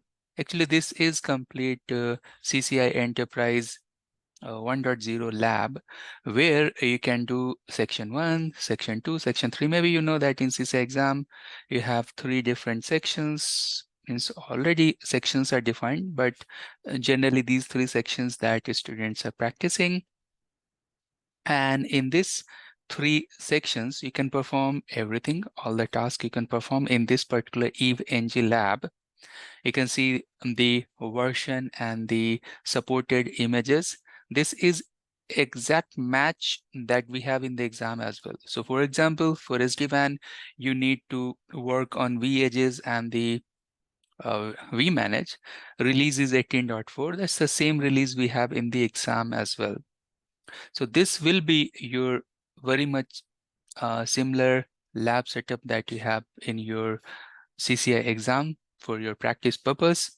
Now, what you can't do in this lab, you can't do lab related to DNA, because in this EVE-NG lab, we don't have Cisco DNAC integration, and you can't do ICE lab as well, because in this we don't have ICE integration as well. For that practice, you need full-fledged online rake from any good place. You can go and have it. But apart from that, apart from 2.1, 2.2, actually, you can go and perform all the tasks. Even if you are not practicing for your CCI exam, for example, you are practicing for your CCNP and you want to check your OSPF knowledge, BGP knowledge, MPLS knowledge, SD-WAN knowledge, all those tasks you can go and perform in this lab. With this lab, I'm providing the video guide how to do all those tasks. Even we have the lab guide as well. So you can simply follow those guides. You can simply go and complete all those tasks. Suppose if you are new to the technology, so I have multiple free videos in YouTube and Udemy that you can go and refer to upskill your knowledge, to learn the technology, and then simply you can go and use this particular lab and you can break any CCNP, CCI exam. Means you will pass it easily. Now, what is the cost? And these are the sections that we have in the CCI exam. So what is the cost of this? Because I'm offering this for the students, so I put very little a small cost here. So you have to pay only 150 USD to get this particular software. And how you can go and get it, you have to email me. So my email address, you can send me one email request. Let me write here, Ratnesh721 Kumar 721 @gmail.com. Just email me and send me the request, and I will give you this particular nice software, full-fledged software, EVNG software, or the file where you can go and practice your CCNA, CCNP, CCI, SD1, full-fledged SD1 is there. So if you can go and watch my YouTube videos, in YouTube I have 22 hours SD-WAN video recording file and so many SD-WAN videos I have uploaded in YouTube. Those YouTube videos also you need some lab setup, right, to practice. So even if you're not preparing for your CCNP or CCI, simply you want to learn Cisco SD-WAN, you can go watch my free videos in YouTube, use this particular lab setup, and you can perform your SD-WAN. You can become master in the SD-WAN. Likewise, if you're preparing for CCNP, and CCNP, again, we know that we have N-core and one elective. For that also, you can go and perform all the tasks related to routing and switching, OSPF, BGP, everything in this lab. It's a full-fledged lab. So I will recommend you to send this email right away. Take this particular lab, practice, enhance your skill, and become very good in the market, so you will get high paid salaries. All right. After that, you go and watch the technology video. Thanks for watching.